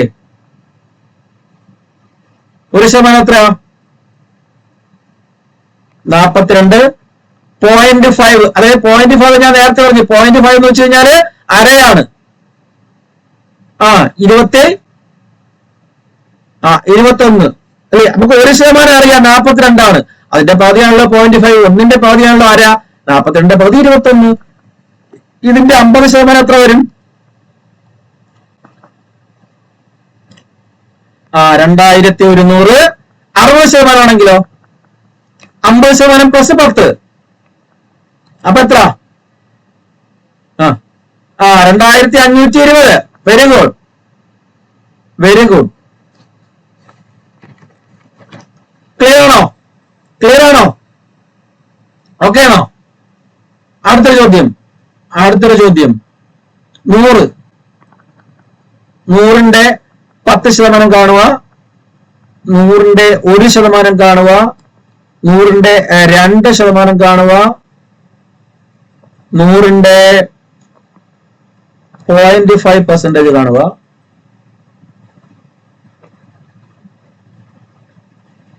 10% എത്ര? 100ന്റെ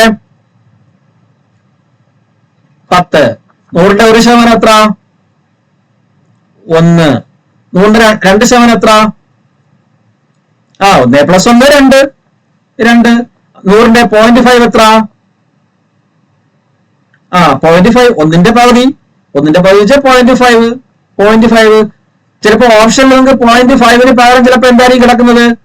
PS ഓപ്ഷനിൽ 1/2 എന്ന് വേണം. അരയെന്ന് എഴുതിയിരിക്കും. ആ രസന്ന സംഖ്യയിൽ ചിലപ്പോൾ ആൻസർ തന്നിരിക്കും. ഇനി ഇതിന്റെ ഒരു 14% കണ്ടേ. 100ന്റെ 14%. 14. മറ്റേ കണക്കൊന്നും വേണ്ട. 14 എന്ത് ചെയ്യാം? 10 പ്ലസ് 4%. 10 പ്ലസ് 4%. നമുക്കറിയാം 10% നമുക്കറിയാം. 10. 4% നമുക്കറിയില്ല. പക്ഷെ 2%. 2% എന്ന് പറയുന്നത് 2 ആണ്. 2 പ്ലസ് 2 ആണ് 4. അപ്പൊ 14. ഓക്കെ കിട്ടിയോ?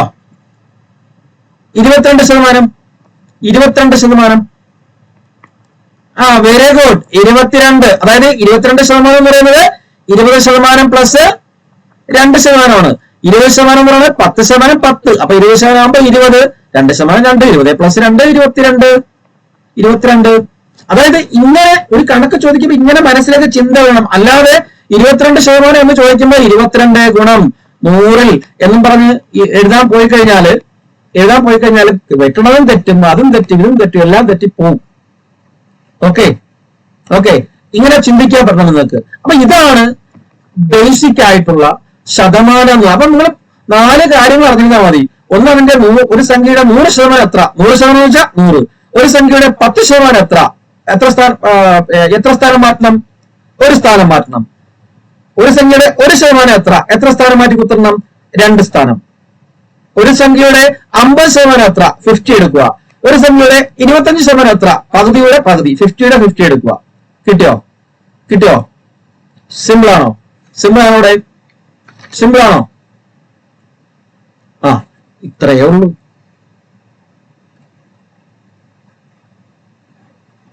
ഉള്ളൂ. ഇതാണ് ശതമാനത്തിന്റെ ഏറ്റവും ബേസിക് ആയിട്ടുള്ള ഒരു കാര്യം എന്ന് പറയുന്നത്. ഇനി ഇനി ഇനി നിങ്ങൾക്ക് പലപ്പോഴും നിങ്ങളുടെ പരീക്ഷ ക്വസ്റ്റ്യൻ പേപ്പറുകളിൽ ചോദ്യ പേപ്പറുകളിൽ കാണപ്പെടുന്ന ഒരു സാധനമുണ്ട്, ശതമാനത്തിൽ, കേട്ടോ. അപ്പൊ ഇതെല്ലാം കൂടെ വെച്ചുകൊണ്ടാണ് ഞാൻ ഈ പറഞ്ഞ 15 മോഡലുകൾ ചോദിക്കുന്നത്. ഇപ്പൊ നമ്മൾ പറഞ്ഞ കാര്യം ഇനി പറയുന്നത് അടുത്ത പറയാം. 2-3 ബേസിക് ആയിട്ടുള്ള കാര്യങ്ങൾ പറയും. ഇത് വെച്ചുകൊണ്ടാണ് നമ്മൾ കണക്ക് പഠിക്കുന്നത്. അപ്പം ഈ ഇക്വേഷനോ കാര്യങ്ങളൊന്നും വേണ്ട നമുക്ക്. അപ്പൊ അതാണ് പറയാൻ പോകുന്നത്. അപ്പം ഇപ്പൊ ഞാൻ പറഞ്ഞതിൽ കാണാപ്പാടം ഒന്നും പഠിക്കാനില്ല. സത്യത്തിൽ 3-4 ഫാക്ട്സുകൾ മാത്രമേ ഉള്ളൂ. ഇനി ഞാൻ പറയുന്നതിൽ കുറച്ച് കാണാപ്പാടം പഠിക്കണം. നമ്മൾ മാത്സിലും കുറെ കാണാപ്പാടം പഠിക്കണം. മാത്സിൽ 1/2 എന്ന് പറഞ്ഞു കഴിഞ്ഞാൽ അതിന്റെ അർത്ഥം എത്രയാണ്? 1/2 എന്ന് പറഞ്ഞാൽ അതിന്റെ അർത്ഥം എത്രയാണ്? പകുതി, 50 എന്നുള്ളതാണ്. 1/2ന്റെ അർത്ഥം 50 എന്നാണ്. ഈ ചിന്ത മനസ്സിൽ വരണം, എങ്കിലേ പല കണക്കുകളും ചെയ്യാൻ പറ്റൂ. ഹാഫ് എന്ന് പറഞ്ഞാൽ 50 എന്നുള്ളതാണ്. 1/2% എന്ന് പറഞ്ഞാൽ 50% എന്നാണ്. അപ്പൊ ഇങ്ങനെയുള്ള കുറെ ചിന്തകൾ നമ്മുടെ മനസ്സിലേക്ക് വരണം. അത് വരണമെങ്കിൽ നമ്മുടെ കണക്കിൽ നമ്പർ ഫ്രീ ആകുക എന്ന് പറയും. ഈ ജോഡിയും സ്ക്വയറും ക്യൂബും ഇങ്ങനെയുള്ള കുറെ കാര്യങ്ങളും പിന്നെ മൾട്ടിപ്ലിക്കേഷൻ അതും ഇതും അതിന്റെ ഷോർട്ട് ഫോമുകളും കാര്യങ്ങളും എല്ലാം വളരെ ഫ്രീക്വന്റ് ആയിട്ട് പഠിച്ചിരുന്നാൽ മാത്രമേ ഇതൊക്കെ മനസ്സിലുള്ളൂ. പിന്നെ കുറെ ഇത്തരത്തിലുള്ള അതായത് കാണാപ്പാടം പഠിക്കുക എന്ന് പറഞ്ഞു കഴിഞ്ഞാൽ നമുക്ക് PSCക്കാർക്ക് വേണ്ടിയിട്ട് പെട്ടെന്ന് കണക്ക് ചെയ്യാൻ വേണ്ടിയിട്ടാണ് കാണാപ്പാടം പഠിക്കുക എന്ന് പറയുന്നത്. അങ്ങനെ കാണാപ്പാടം പഠിച്ചുകൊണ്ടിരുന്ന കാര്യങ്ങൾ നമ്മൾ പരീക്ഷയ്ക്ക് തൊട്ട് കയറുന്നതിന് മുമ്പ് അരമണിക്കൂർ മുമ്പ് പറയുമ്പോൾ നോക്കൂല, അല്ലെങ്കിൽ 15 മിനിറ്റ് മുമ്പ് വരെ നമ്മൾ ഇപ്പൊ കറക്റ്റ് ടൈമിലെ ക്ലാസ് കേട്ടുള്ളൂ. അപ്പൊ ആ സമയത്ത് നമ്മൾ ലാസ്റ്റ് ഒക്കെ നോക്കേണ്ട കാര്യങ്ങൾ ഇതൊക്കെയാണ്. ഇത് പെട്ടെന്ന് തന്നെ ക്വസ്റ്റ്യൻ കിട്ടിക്കഴിഞ്ഞാൽ ക്വസ്റ്റ്യന്റെ ബാക്കിൽ നിങ്ങൾ അങ്ങനെ ചെയ്യാറുണ്ടോ? ചെയ്യാറുണ്ടോ? നമ്മൾ കലണ്ടറിന്റെ കാര്യം എഴുതിയിടും, ABC എഴുതിയിടും, പിന്നെ ഇത്തരത്തിലുള്ള കണക്കിന്റെ ചില കാര്യങ്ങളുണ്ട്, അത് എഴുതിയവർക്ക് നിങ്ങൾ അങ്ങനെ ഉണ്ടോ? അതോ ക്വസ്റ്റ്യൻ മറ്റേ ചുരുട്ടിയിട്ട് അതിന്റെ ഇടയിൽ കൂടെ പേനയെ കെട്ടിയിട്ട് ക്വസ്റ്റ്യൻ നോക്കൂ ബെല്ലടിക്കുന്നവരെ? അല്ലേ, ക്വസ്റ്റ്യൻ നമ്മുടെ കയ്യിലേക്ക് കിട്ടിക്കഴിഞ്ഞാൽ ക്വസ്റ്റ്യന്റെ ബാക്കിൽ എടുത്ത് എഴുതേണ്ട കുറച്ച് കാര്യങ്ങളുണ്ട് നമുക്ക്. കാരണം ഒരു മെന്റൽ ഓറിയന്റ് ചോദിച്ചു കഴിഞ്ഞാല്, ഒരു മാത്സ് ചോദിച്ചു കഴിഞ്ഞാല്, അല്ലെങ്കിൽ വേറെ എന്തെങ്കിലും ഷോർട്ട് ഫോമുകളൊക്കെ ഉണ്ട്, അതൊക്കെ നമ്മൾ എഴുതി പെട്ടെന്ന് നമുക്ക് ചെയ്യാനുള്ള കുറെ കുറിക്കുറി നമ്മൾ പഠിപ്പിക്കും. അതൊക്കെ നമ്മൾ ചെയ്യണം. അപ്പൊ അങ്ങനെ പഠിക്കേണ്ട ഒന്നുകൂടെ ഉണ്ട്. നമ്മൾ പെർസെന്റേജിനെ സംബന്ധിച്ചിടത്തോളം നിങ്ങൾക്കറിയാം, ഇപ്പം ഞാന് ഒരു ഫോമാറ്റ് എഴുതി, നിങ്ങളത് നോക്കിക്കൊള്ളണം. 12.5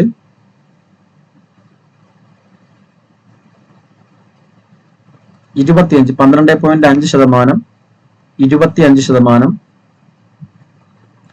50%, 62.5%,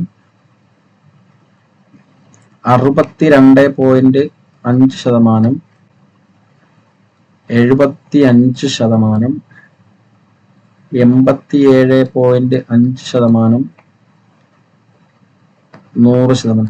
ഇത് കണ്ടിട്ട് എന്ത് തോന്നുന്നു? ഞാൻ ഇങ്ങനെ എഴുതിക്കുന്ന കണ്ടിട്ട് ഇതൊന്നും തോന്നുന്നില്ലേ? എന്ത് തോന്നറേ?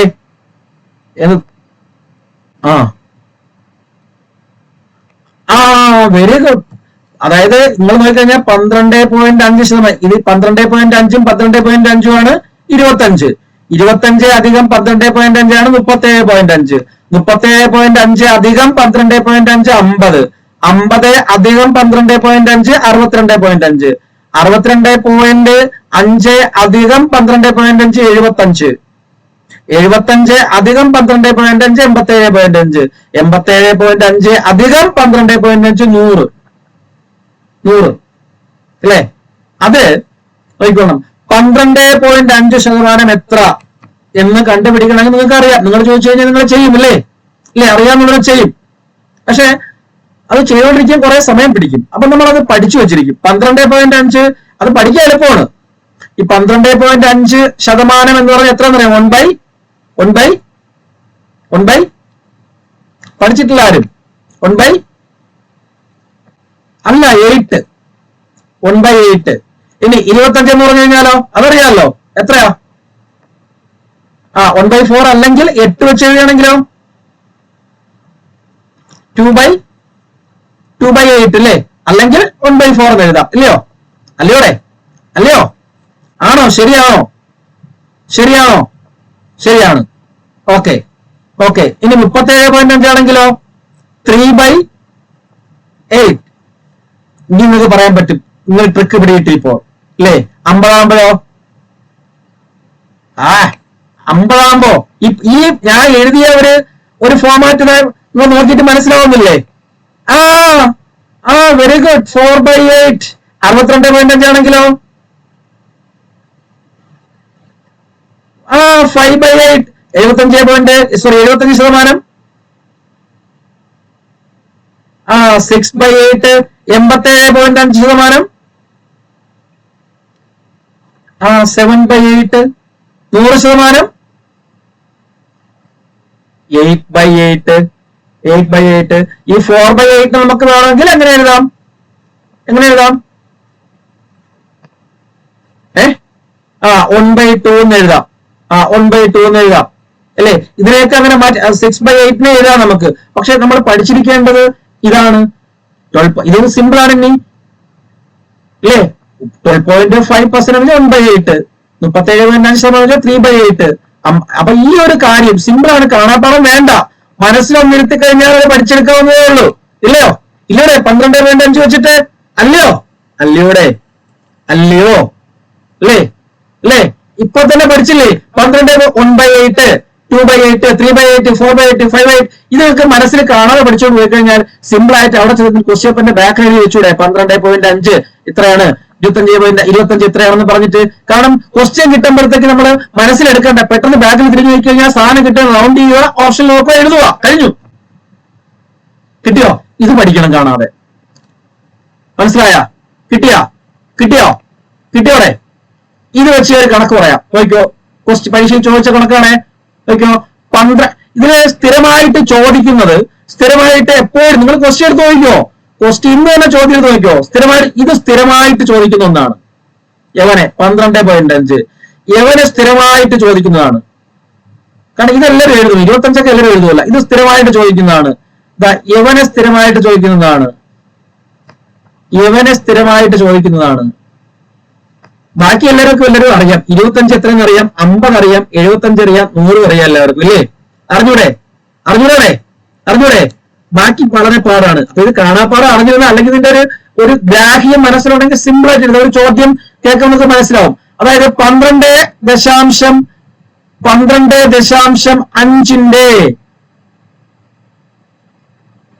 അല്ല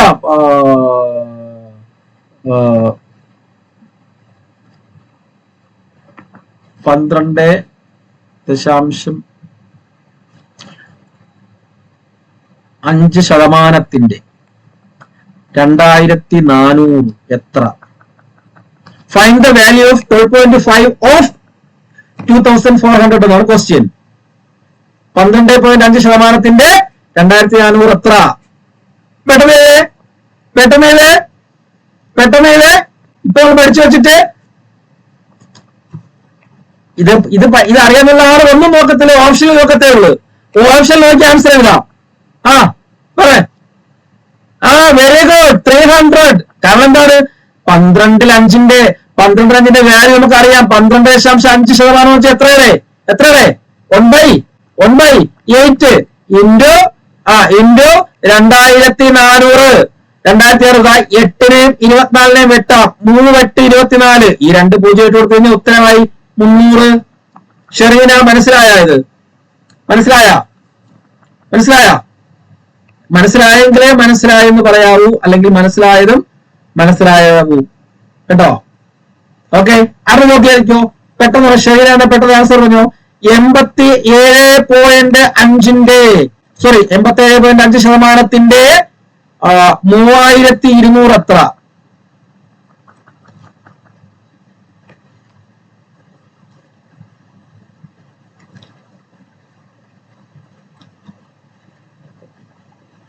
ഇത്ര സമയം വേണ്ടേ?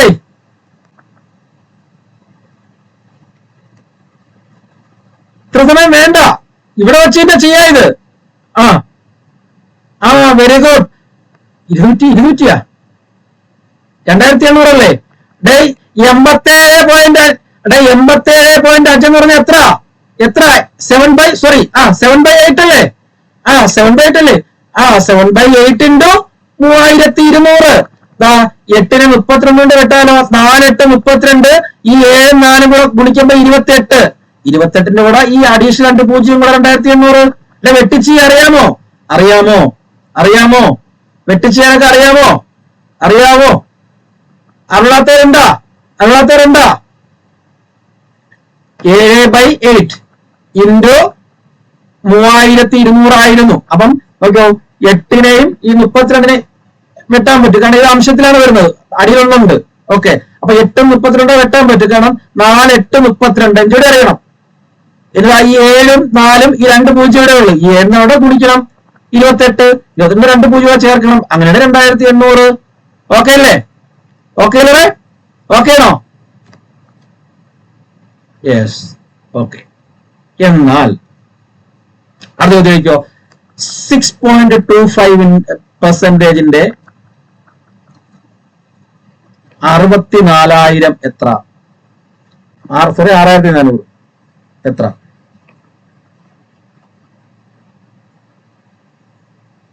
ഏ 62 അല്ല, 6.25. 62 അല്ല, 6.25.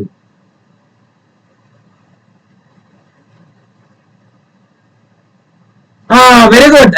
അയാൾ കണക്കറിയാന്നുള്ള ആളാ. ചെറിയൊരു കൃത്രിമത്വം PSC കാണിക്കുന്നതിന് ഉടായ്പ കാണിച്ചെന്നുള്ളൂ ഞാൻ. പക്ഷെ അതാണ് കണക്ക്. ഈ നമ്പർ ഫ്രീ ആയിട്ടുള്ള പെട്ടെന്ന് വിളിക്കാം. നമ്മൾ നേരത്തെ പറഞ്ഞവരുടെ ബുദ്ധിയാണ്.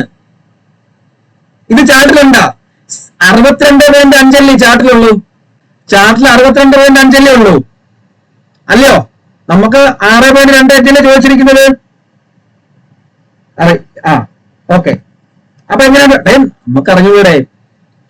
നമുക്കറിയാം എന്താണ് ഈ 6.25 എന്ന് പറഞ്ഞു കഴിഞ്ഞാല് അത് എന്തിന്റെ, അതിന്റെ ഇരട്ടി എത്രയാ? 6.2. ഈ അതിന്റെ 6.2 ഇരട്ടി എത്രയാ? 12.5 എന്ന് പറഞ്ഞു കഴിഞ്ഞാല് നമ്മുടെ ആദ്യ സംഖ്യയായ 12.5ന്റെ പകുതിയല്ലേ 6.5? സോറി, 6.25 ആണോ? നമുക്ക് 12.5% വില അറിയത്തില്ല. എത്ര? 1/8 അല്ലേ? അപ്പൊ ഇതിന്റെ പകുതി എത്ര? 1/8ന്റെ പകുതി എത്ര? 12.5ന്റെ പകുതിയില് 6.25. ആ 12.5% 1/8 ആണ് വാല്യൂ. ഈ 1/8ന്റെ പകുതി എത്ര? 1/4. അയ്യോ, 1/16 അല്ലേ പകുതി? അല്ലേ? അപ്പൊ ഭിന്നസംഖ്യകളെ കുറിച്ചും ചെറിയ ഐഡിയ വേണം. പഠിക്കാം, പേടിക്കണ്ട, പഠിപ്പിക്കാം. 1/16 ആണ്. 1/8ന്റെ പകുതി എത്രയെന്ന് ചോദിച്ചാൽ 1/6 കുറഞ്ഞില്ലേടാ വരുന്നത് മക്കളെ. പഠിപ്പിച്ചു തരാം, നിങ്ങൾ വിഷമിക്കണ്ട. ഇതെല്ലാം നമ്മൾ സെറ്റ് ആവും കേട്ടോ. ഞാനൊരു ചെറിയൊരു തരികട കാണിച്ചു തന്നേ ഉള്ളൂ. ഓക്കെ, ഇനി സിമ്പിൾ ആയിട്ട് ചെയ്യൂടെ? 1/60 ഇൻറ്റു 6,400. 16ന് എത്ര? 16 64 അറിയാമോ? ഒരു 16 അങ്ങനെ പറഞ്ഞു പോകുമ്പോഴത്തേക്ക് എത്ര 16? 4 16 64. 1 4 4 കൂടെ 2 പൂജ്യം ചേർത്ത് കൊടുക്കുക. ഉത്തരം 400. കിട്ടിയോ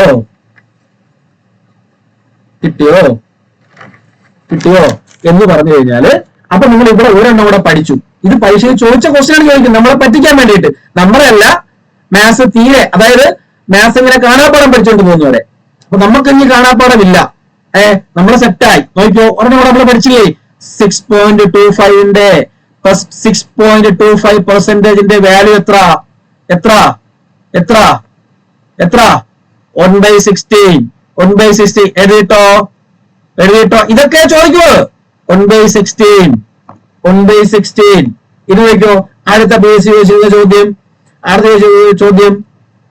നോക്കിയോ, 33 നേരെ എഴുതാം. ഇങ്ങനെ എഴുതുമ്പോ നിങ്ങൾക്ക് ഡൗട്ട് വരും. ഞാൻ നോക്കിക്കോ, 33 1/3%.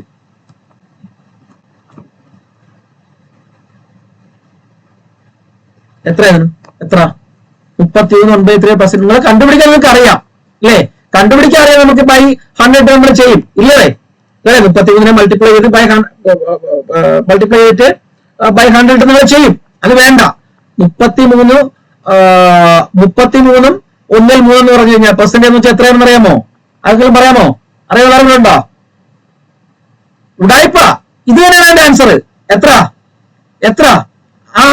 1/3. 1/3. അതിനാണ് ആൻസർ. അതാ പറഞ്ഞ ഉടായിപ്പാണെന്ന്. നമ്മൾ ചെയ്ത് കഴിഞ്ഞാൽ 1/3 കിട്ടും. ബൈ 100 ചെയ്ത് കഴിഞ്ഞാൽ നിങ്ങൾ ചെയ്തില്ല. 1/3 ആണ് അതിന്റെ ആൻസർ. അപ്പൊ അതും പഠിച്ചില്ലേ? ഇതും പഠിച്ചില്ലേ? നിങ്ങൾ പഠിച്ചിട്ടുണ്ട്. 25 എത്രയാണ്? 25% എത്ര ഉണ്ടായി?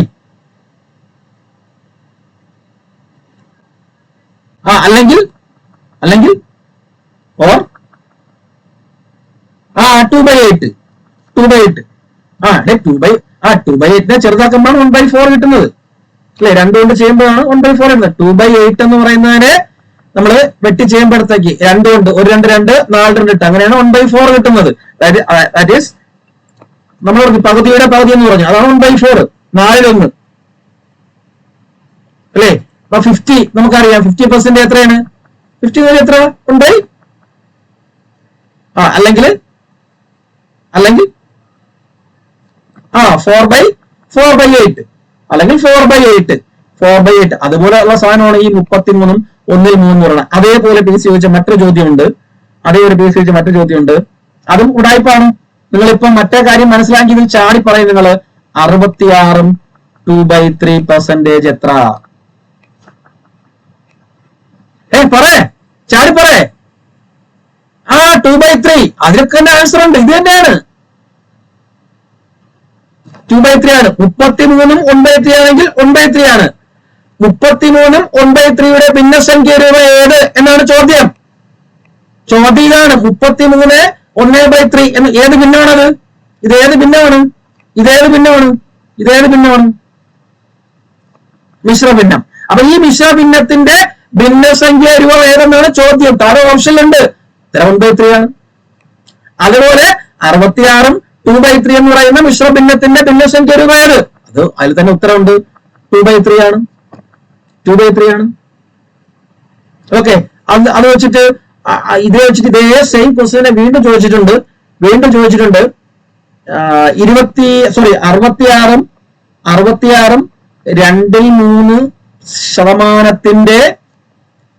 6300 എത്ര?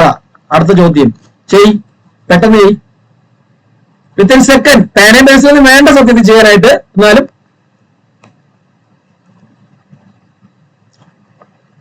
കിട്ടിയോ?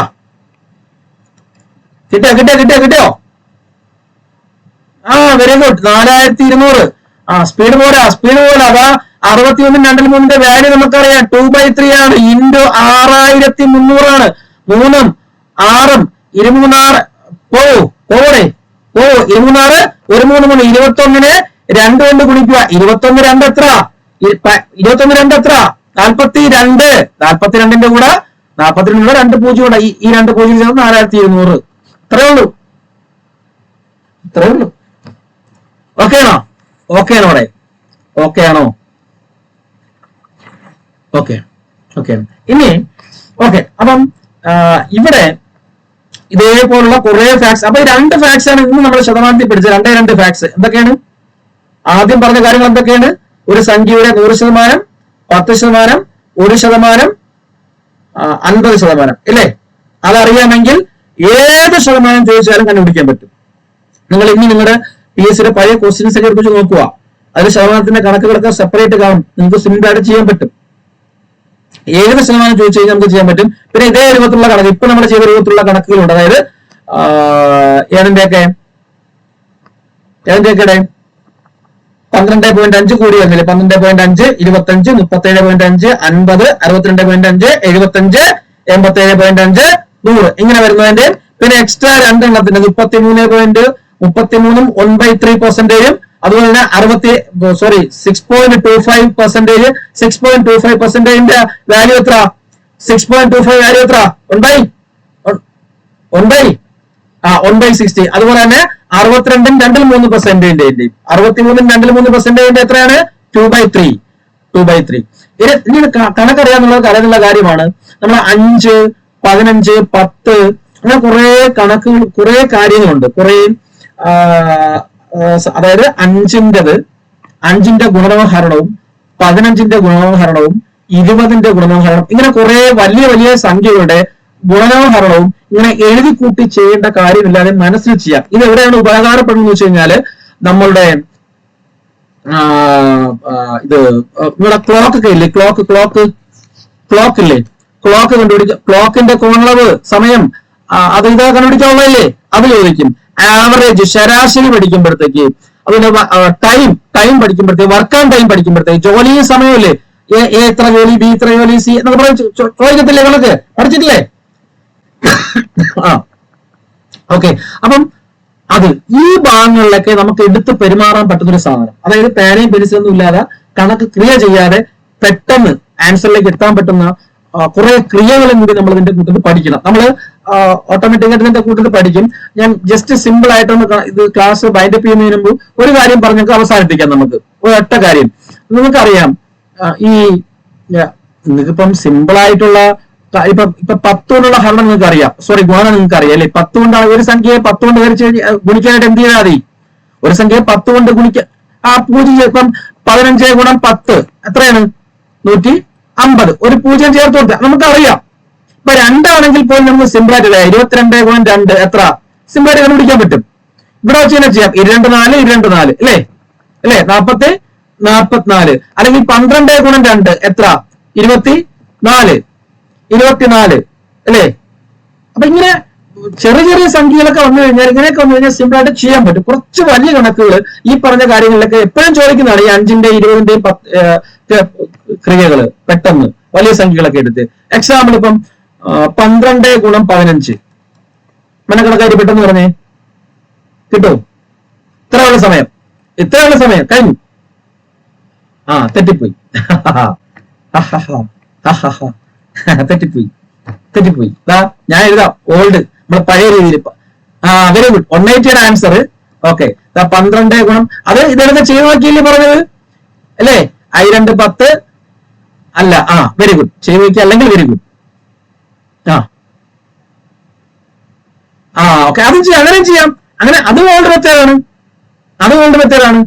I2 10 ഒരഞ്ച് 5 I2 10 ശിഷ്ട 1 ഒരഞ്ച് 5 1 6 1 2 1 1 അല്ലേ? 0 6 2 8 1. ഇങ്ങനെയാണ് നമ്മളെ ഓൾഡ് മെത്തേഡ്. അല്ലെങ്കിൽ ഇപ്പൊ അയാൾ അദ്ദേഹം പറഞ്ഞ പോലെ ചെയ്യാം. അതല്ലാതെ നമുക്ക് എളുപ്പത്തിൽ ഇതൊന്നും പേനയും പെൻസിലൊന്നും ഇല്ലാതെ നമുക്ക് ഇങ്ങനെ ചെയ്യാൻ പറ്റും. അതായത് 15ന്റെ നമ്മൾ പഠിക്കുന്നത് 15ന്റെ ഗുണനമാണ്. ഇനി 15ന്റെ ഹരണമുണ്ട്. ഒന്നുമില്ല. അതായത് ഏതൊരു സംഖ്യയാണ്, അത് ഒറ്റ സംഖ്യ ഓഡ് നമ്പർ ആയിക്കോട്ടെ, ഈവൻ നമ്പർ ആയിക്കോട്ടെ. ഇപ്പൊ ഞാൻ എഴുതിയിരിക്കുന്നത് ഈവൻ നമ്പർ ആണല്ലോ, 12 ഇരട്ട സംഖ്യയാണല്ലോ. ഓടെ ഈവൻ എന്തോ ആയിക്കോട്ടെ, ഒരു സംഖ്യ നിങ്ങൾ 15 കൊണ്ട് ഗുണിക്കാൻ വേണ്ടിയിട്ടേ, 15 കൊണ്ട് മൾട്ടിപ്ലൈ വേണ്ടി എന്ത് ചെയ്യണമെന്ന് അറിയാമോ? ആ ഗുണിക്കേണ്ട സംഖ്യ ഉണ്ടല്ലോ, അവിടെ ഗുണിക്കേണ്ട സംഖ്യ ഏതാ? 12 ആണല്ലോ. ആ 12 ആണ്. ആ 12ന്റെ കൂടെ നിങ്ങൾ എന്ത് ചെയ്യണം? ഒരു 0 ചേർക്കണം. അപ്പൊ എത്രയാവും? 120. ആ ഗുണിക്കേണ്ട സംഖ്യയുടെ കൂടെ ഒരു 0 ചേർക്കുക. അപ്പൊ ആ സംഖ്യ 0 ചേർത്താൽ കിട്ടുന്ന സംഖ്യയുടെ പകുതി എടുക്കുക, ഹാഫ് എടുക്കുക. എത്ര? 120ന്റെ പകുതി എത്ര? 60. എന്നിട്ട് ഇത് രണ്ടൂടെ കൂട്ടുക. 120 60 എത്ര? 180 അല്ലേ? 180. സിമ്പിൾ അല്ലേ? ഇത് പെട്ടെന്ന് ചെയ്തേ, അതേപോലെ ചെയ്തേ. പറഞ്ഞ 80 40 120. കിട്ടിയില്ലേ ഉത്തരം? കിട്ടിയില്ലേ? 8ന്റെ 0 ചേർക്കുമ്പോ 80, 80ന്റെ പകുതി 40, 8 4 12. ശരിയാണോ? മനസ്സിലായില്ലേ?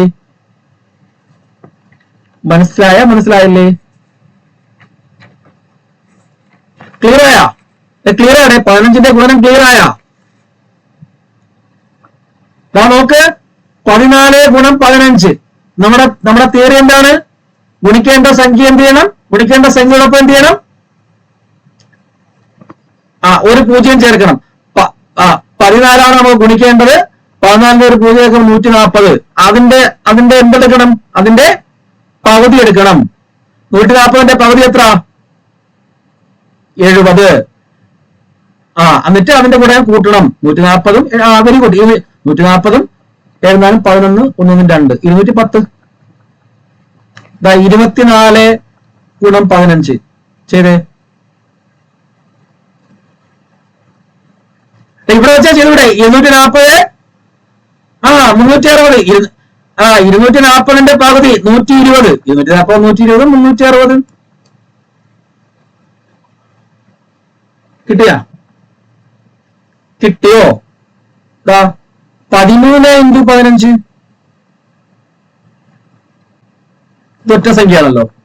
ഒന്നുമില്ല, അതേപോലെയാണ്. 130. 130ന്റെ പകുതി എത്ര? 195. 190ന്റെ പകുതി എത്ര? 130ന്റെ പകുതി എത്ര? 65. 5 6 3 9 195. 195. അടുത്ത 23 ഗുണം 15. 23 ഗുണം 15 പെട്ടെന്ന് പറഞ്ഞേ, ചിന്തിക്കാതെ പറഞ്ഞേ. 230 115. 230 115 300 45. തെറ്റിപ്പോകരുത്. മനസ്സിലെടുക്കുമ്പോ ഒന്ന് ജസ്റ്റ് ഒന്ന് കണ്ണടച്ചാൽ മതി. 230 230ന്റെ പകുതി 115 3 4 345. കിട്ടിയോ?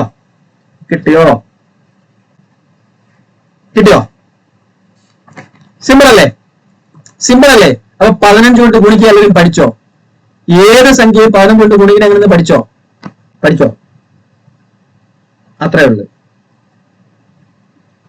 ഓക്കെ അല്ലേ? ഇനി 5ന്റെ ഹരണം കൂടെ ഓർത്ത് വെച്ചാൽ 5 കൊണ്ട് ഹരിക്കുന്നത്. ഒരു സംഖ്യയെ 5 എന്ന് പറയുന്ന സംഖ്യ കൊണ്ട് എങ്ങനെ ഹരിക്കാം? അത് സിമ്പിളായിട്ട് എങ്ങനെയാണോ ഹരിക്കാം, നമുക്ക് സിമ്പിളായിട്ട് എങ്ങനെ ചെയ്യാം? ഒരു ചോദ്യം എഴുതിക്കോ. 135/5. ഇത് സാധാരണ നമ്മൾ എങ്ങനെ ഹരിക്കും?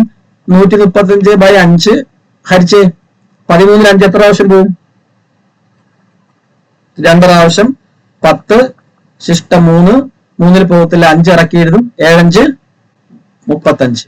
ഉത്തരം എത്ര? 27. ഇത്രയും ചെയ്യണം നമ്മൾ. ഇത് ചെയ്യാതെ നമുക്ക് ചെയ്യാൻ പറ്റും? 135 27 ചെയ്യാൻ പറ്റും. അതായത് നിങ്ങൾ ഏത് നമ്പർ ആയിക്കോട്ടെ, അതും പറ്റും. അത് തന്നെയാണ് ഞാൻ വേറെ തരത്തിൽ പറയണമേ ഉള്ളൂ. അതായത് ഏതൊരു സംഖ്യയും 5 കൊണ്ട് ഡിവൈഡ് ചെയ്യുന്നതിന് അല്ലെങ്കിൽ 5 കൊണ്ട് ഹരിക്കുന്നതിന് ആ നമ്പറിന്റെ ഇരട്ടി അങ്ങ് എടുക്കുക. ഓക്കെ. അതായത് ഇവിടെ നമുക്ക് ഏതിനെയാണ് 5 കൊണ്ട് ഹരിക്കേണ്ടത്? 135 അല്ലേ? 135ന്റെ ഇരട്ടി എത്ര? 207. അതിനുശേഷം ഒരു സ്ഥാനം മാറ്റി കുത്തറാവുക, വലത്തുനിന്ന് ഇടത്തോട്ട്. ഇത്രേ ഉള്ളൂ. അപ്പൊ ഉത്തരം എത്ര? 27 കിട്ടിയോ? വേറെ ചോദ്യം നിങ്ങൾ ചെയ്തേ. 75/5. 75ന്റെ ഇരട്ടി എത്ര? 150. ഒരു സ്ഥാനം മാറ്റി കുത്തിട്ടു. എത്ര? 15. ഉത്തരം 15 ആണ് അല്ലേ? 15 5 75 നമുക്കറിയാം. ഇത് നോക്കിക്കോ. 145/5. 145ന്റെ ഇരട്ടി എത്ര? 290. 14 14 28 5 5 10 290. ഉത്തരം എത്ര? 290 ആണ് വരുന്നത്. ഒരു ദശാംശ സ്ഥാനം മാറ്റുക. ഉത്തരം 29.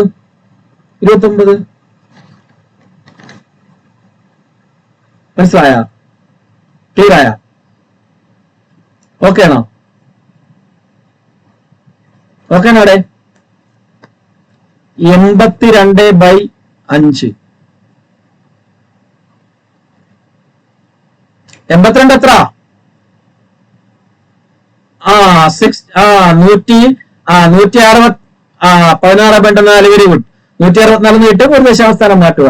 16/4 ആണ് ഉത്തരം. 22/4 എത്ര?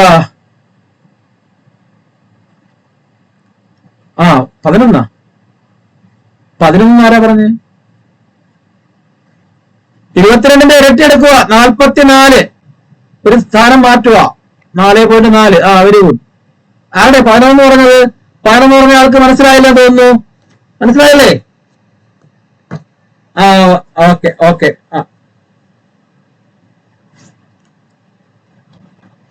സോറി 24. 5. മനസ്സിലായ സംഭവം? മനസ്സിലായ? ഈ പറഞ്ഞ 3 കാര്യങ്ങൾ പിടികിട്ടിയോ? 15ന്റെ ഗുണനം, 5ന്റെ ഹരണം, പിന്നെ നമ്മൾ ആ ശതമാനത്തിൽ പഠിച്ച 2 ഫാക്ട്സുകൾ. ഓക്കെ ആണോ? ഇന്ന് ഞാൻ നിങ്ങൾക്ക് പഠിപ്പിച്ചത് ഏതൊരു പരീക്ഷയ്ക്കും, LP-UP അല്ല, ഏതൊരു പരീക്ഷയുടെ 1 മാർക്ക്, ആ കണക്കിന്റെ 1 മാർക്ക്. ഇവിടെ നിങ്ങൾക്ക് 1 മാർക്ക് ഉണ്ട്. അത് ഏത് ക്വസ്റ്റ്യനിലൂടെ ആവട്ടെ, ഡയറക്റ്റോ ഇൻഡയറക്റ്റോ മറ്റേതെങ്കിലും ചോദ്യത്തിലൂടെ കിട്ടുന്ന 1 മാർക്കിന്റെ ഒരു ഭാഗമാണ് നിങ്ങൾക്ക് ഞാൻ പറഞ്ഞു തന്നത്. ഇനി ഇതിനെ തുടർന്ന് മറ്റു ഭാഗങ്ങളും വരും. ഈ പെർസെന്റേജിന്റെ തന്നെ നമ്മൾ ആദ്യം പെർസെന്റേജ് നോക്കിയിട്ട് മറ്റേലേക്ക് നമ്മൾ വരുന്നുണ്ട്. കാരണം ഞാൻ ഈ പറഞ്ഞ പോലെ പെർസെന്റേജും ഈ കാര്യങ്ങളൊക്കെ പല ഭാഗങ്ങളിലും, അതായത് ഇത്തരത്തിലുള്ള മാത്സുകളൊക്കെ പല കണക്കുകളിലും ഉണ്ട്. അതിനോടൊപ്പം നിങ്ങൾ ഒരാഴ്ച കൊണ്ട് ആ സ്ക്വയർ റൂട്ടും ക്യൂബും ഇതൊക്കെ നല്ല സെറ്റായി വരുന്ന സമയത്ത് നമുക്ക് ഒരു സ്ഥലത്ത് നിന്ന് തുടങ്ങാം മാത്സ്. ഇംഗ്ലീഷ് നമ്മൾ ഇതുപോലെ തന്നെയാണ്, ബേസിക് നമ്മൾ സ്റ്റാർട്ട് ചെയ്യും. അപ്പൊ അടുത്ത ദിവസം തൊട്ട് ഓരോ ക്ലാസ്സിന്റെ ടൈം ടേബിൾ ഒക്കെ വരും. പരമാവധി എല്ലാവരും ക്ലാസ്സിൽ കയറുക. പിന്നെ നിങ്ങൾക്ക് ഇപ്പൊ മാത്സ് എടുക്കുമ്പോൾ ഏത് ടോപ്പിക്കാന്ന് ഇട്ട് തരാൻ ഞാൻ, ആ ടോപ്പിക്ക് നിങ്ങൾക്ക് അറിയാമെങ്കിൽ നിങ്ങൾ കയറണമെന്നില്ല, ആ സമയത്ത് നിങ്ങൾക്ക് പഠിക്കാൻ വേണമെങ്കിൽ കേട്ടോ. ഓക്കെ, നമ്മളെ പഠിപ്പിക്കുമ്പോഴത്തേക്ക് ഞാനിപ്പോ അതിനൊക്കെ സമവാക്യം കാര്യങ്ങളൊന്നുമില്ല, എങ്ങനെയെങ്കിലും മാർക്ക് നേടുക എന്നുള്ള ഉദ്ദേശത്തോടെയുള്ള പഠനം. അതാണ് അത് മുമ്പ് ക്ലാസ് ചെയ്തിട്ടുള്ളവർക്ക് അറിയാം. ഓക്കെ, പക്ഷെ ആ പറയുന്ന കാര്യങ്ങൾ നിരന്തരം ചെയ്ത് പഠിച്ചാലേ നമ്മുടെ മാത്സ് നിങ്ങൾക്ക് വശത്താകുകയുള്ളൂ. കാരണം സമവാക്യങ്ങളും കാര്യങ്ങളും ഇല്ലാത്തതുകൊണ്ട് നിരന്തരം റിപ്പീറ്റ് ചെയ്ത് പഠിച്ചാൽ മാത്രമേ ഇതൊക്കെ മനസ്സ് നിൽക്കത്തുള്ളൂ. ഓക്കെ ആണോ? അപ്പൊ 6.25% വാല്യൂ എത്ര? 6.25% വാല്യൂ എത്ര? 1/16. 33 1/3% വാല്യൂ എത്ര?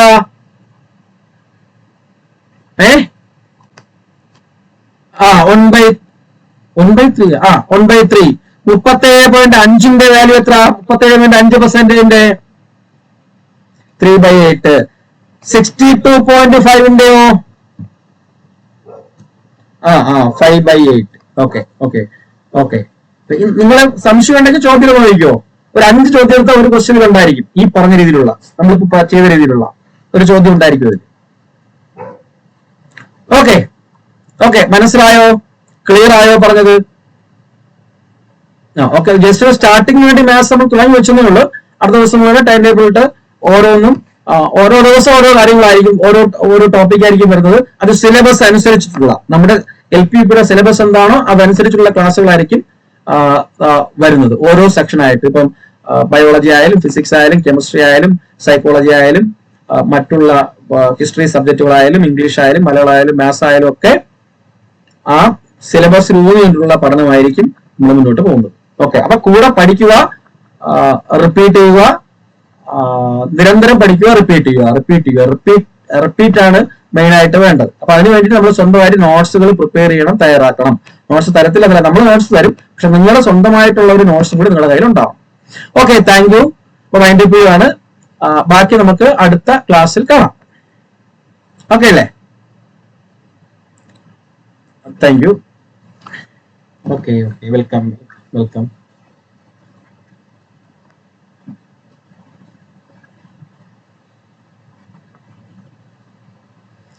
Thank you.